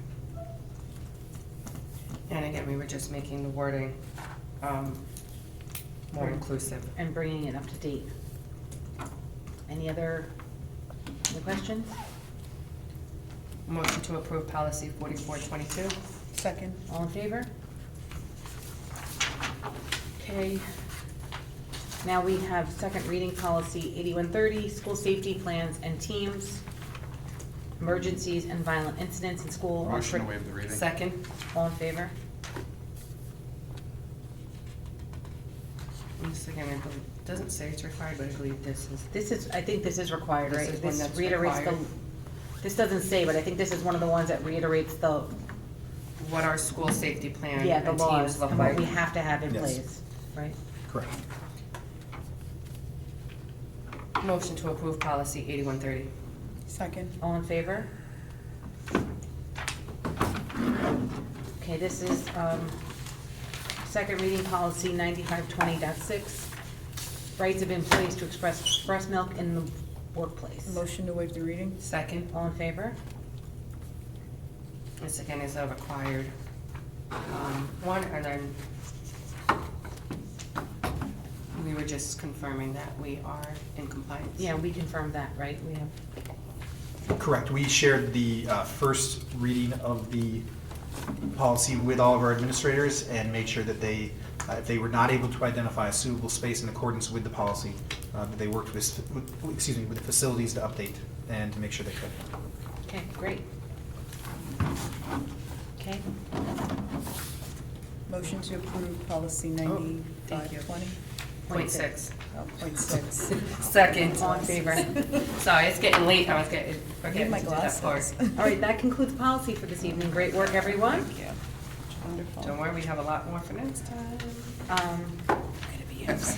Board comments, new business is next. I just want to remind the community that Thought Exchange, we extended that till Friday at 11:59 p.m. We're going to ask, maybe we can ask, share it one more time on Facebook and Instagram, the link so that people can access that. Can we ask our PTA to share it too as well, or did they, or? We can ask them. Yeah, I think we should, just to make sure we get some feedback. Can you remind me tomorrow, Dan? Yeah. We'll do that. Okay, thank you. That was my only board comments. Anyone else have anything? Okay, committee reports. Again, a lot of our work you see that is brought here. Audit being one of them tonight with a biggie. So. Audit, budget, and policy. Finance. Yes, yeah. Audit, finance, and policy were. I just want to mention on behalf of PTA Advocacy, they have a meeting tomorrow night. They're going to have it virtually tomorrow night, and Lisa Anderson confirmed with me that she's going to send out a invitation to the community to be emailed tomorrow so everyone can join that. So that's still on. And I just wanted to mention that their next meeting, they have, I think March 6th, they have Dana Levenberg and Pete Harcum coming in to talk to the community and answer questions. That's March 6th, so just mark your calendars for that. Last year they did that, and it was great, and they got a lot of students in there with a lot of questions. So they're hoping for a similar turnout. Then I also just want to mention the what the PTAs have going on. The high school PTA, one of the things they do to give back to the students, it's completely free, is carnivals. Their carnival is next Friday, February 13th. So, they set it up carnival 2:15 to 4, so kids can take the late bus home, which is great, because that was one of the parameters. The kids can take the late bus home. It's on the 13th. So it's Thursday. It's on Thursday, because there's no late bus on Friday. And that's completely free. They feed the kids. They don't have a dunk tank in February, but they have games, dancing, and free food. So a lot of kids show up for free food. And then the fashion show is March 7th, and they're still looking for donations. And there is a link on their website and on Facebook, but they're actually looking for men's clothes, larger size men's clothes. So, and they have a donation box in the front of the high school, so you could just drop the clothes right off there. Like larger size large or larger Like size? medium, large, extra large. Okay. And they'll take shoes as well. Piggybacking off stuff from the PTA, I just wanted to say thank you on behalf of the 5th grade committee for the kickball tournament that was on Friday last week. I know one of the things when we decided to restructure the schools, I advocated for was having a space for our students to be able to get together. And I kept envisioning the dome and kept bringing that up, and I thought it was exactly what I wanted. Now, of course, there's a few minor tweaks that I would love to make, but that's part of our capital project, right? Yes. Enhancing that dome. So I just want to say thank you to the entire community. That was such a wonderful night out. It made me so happy to see everyone coming together and the kids having so much fun. Yeah. And we were able to raise a little bit of money in the process for the Ashokan trip. Great event. Yes, and there's a dance. There's a There's dance. pre-KK dance this Friday at Furnace Woods. And then I believe, I might be getting the date wrong, and Mariella, I apologize if I am, I believe March 20th will be the next dance for first and second grade. Erica, did you want to mention the roundtable with Dana that we're doing up? Yeah, in a couple days. You can, that's tomorrow. Well, yeah, it's virtual, so it'll still be happening. You can speak to it. Oh, no, I was just gonna say that Erica and I are participating in a roundtable, virtual roundtable with Dana Levenberg tomorrow, just about budget and issues that our schools are facing. So, we have the opportunity to ask her questions, and I'm looking forward to that. Yeah, and on Friday, I'm joining the live virtual Capital Conference. That's another advocacy meeting, but it's virtual, so I can join that. They have a following day there in Albany, so, and I will be in Albany with the cheerleaders on Saturday, so. And then the last thing was, Lauren and I were able to join the CIA committee, the curriculum committee. That's a full district committee that has staff, parents, administrators. Lauren and I we're lucky enough to get to sit in there and see some of the collaborative work and the conversations that they have K-12 and what they're working on. And it's everything from evaluating potential new courses to what's working and not working. We talked about developing a form for teachers to present to that group, which I think is the exact purpose of the group. You know, you really get a full picture of what's going on K-12. Dr. Roller does have those notes online for anyone in the community to look at. It's under her curriculum page. So, you know, if you really want to know what's going on in curriculum, you want to see all the work that's happening, that's a great place to look. So, we had a presentation about they touched on it tonight about the new music program with the drums. That's actually linked on that page. So. Everyone can take a look at it. So I think that was it. Oh, the elementary scheduling committee is going to come together. And that was it. That was it. Yeah. And happy birthday to Amelia. And happy birthday to Amelia. Happy you, birthday, guys. Amelia. All right. I hope I didn't miss anything. I try to keep track of my notes and all of our meetings, but if we missed anything, I don't know if that we covered the PTAs. And that's it, right? We haven't had a PD meeting, Tamika, right? No, not yet. Okay.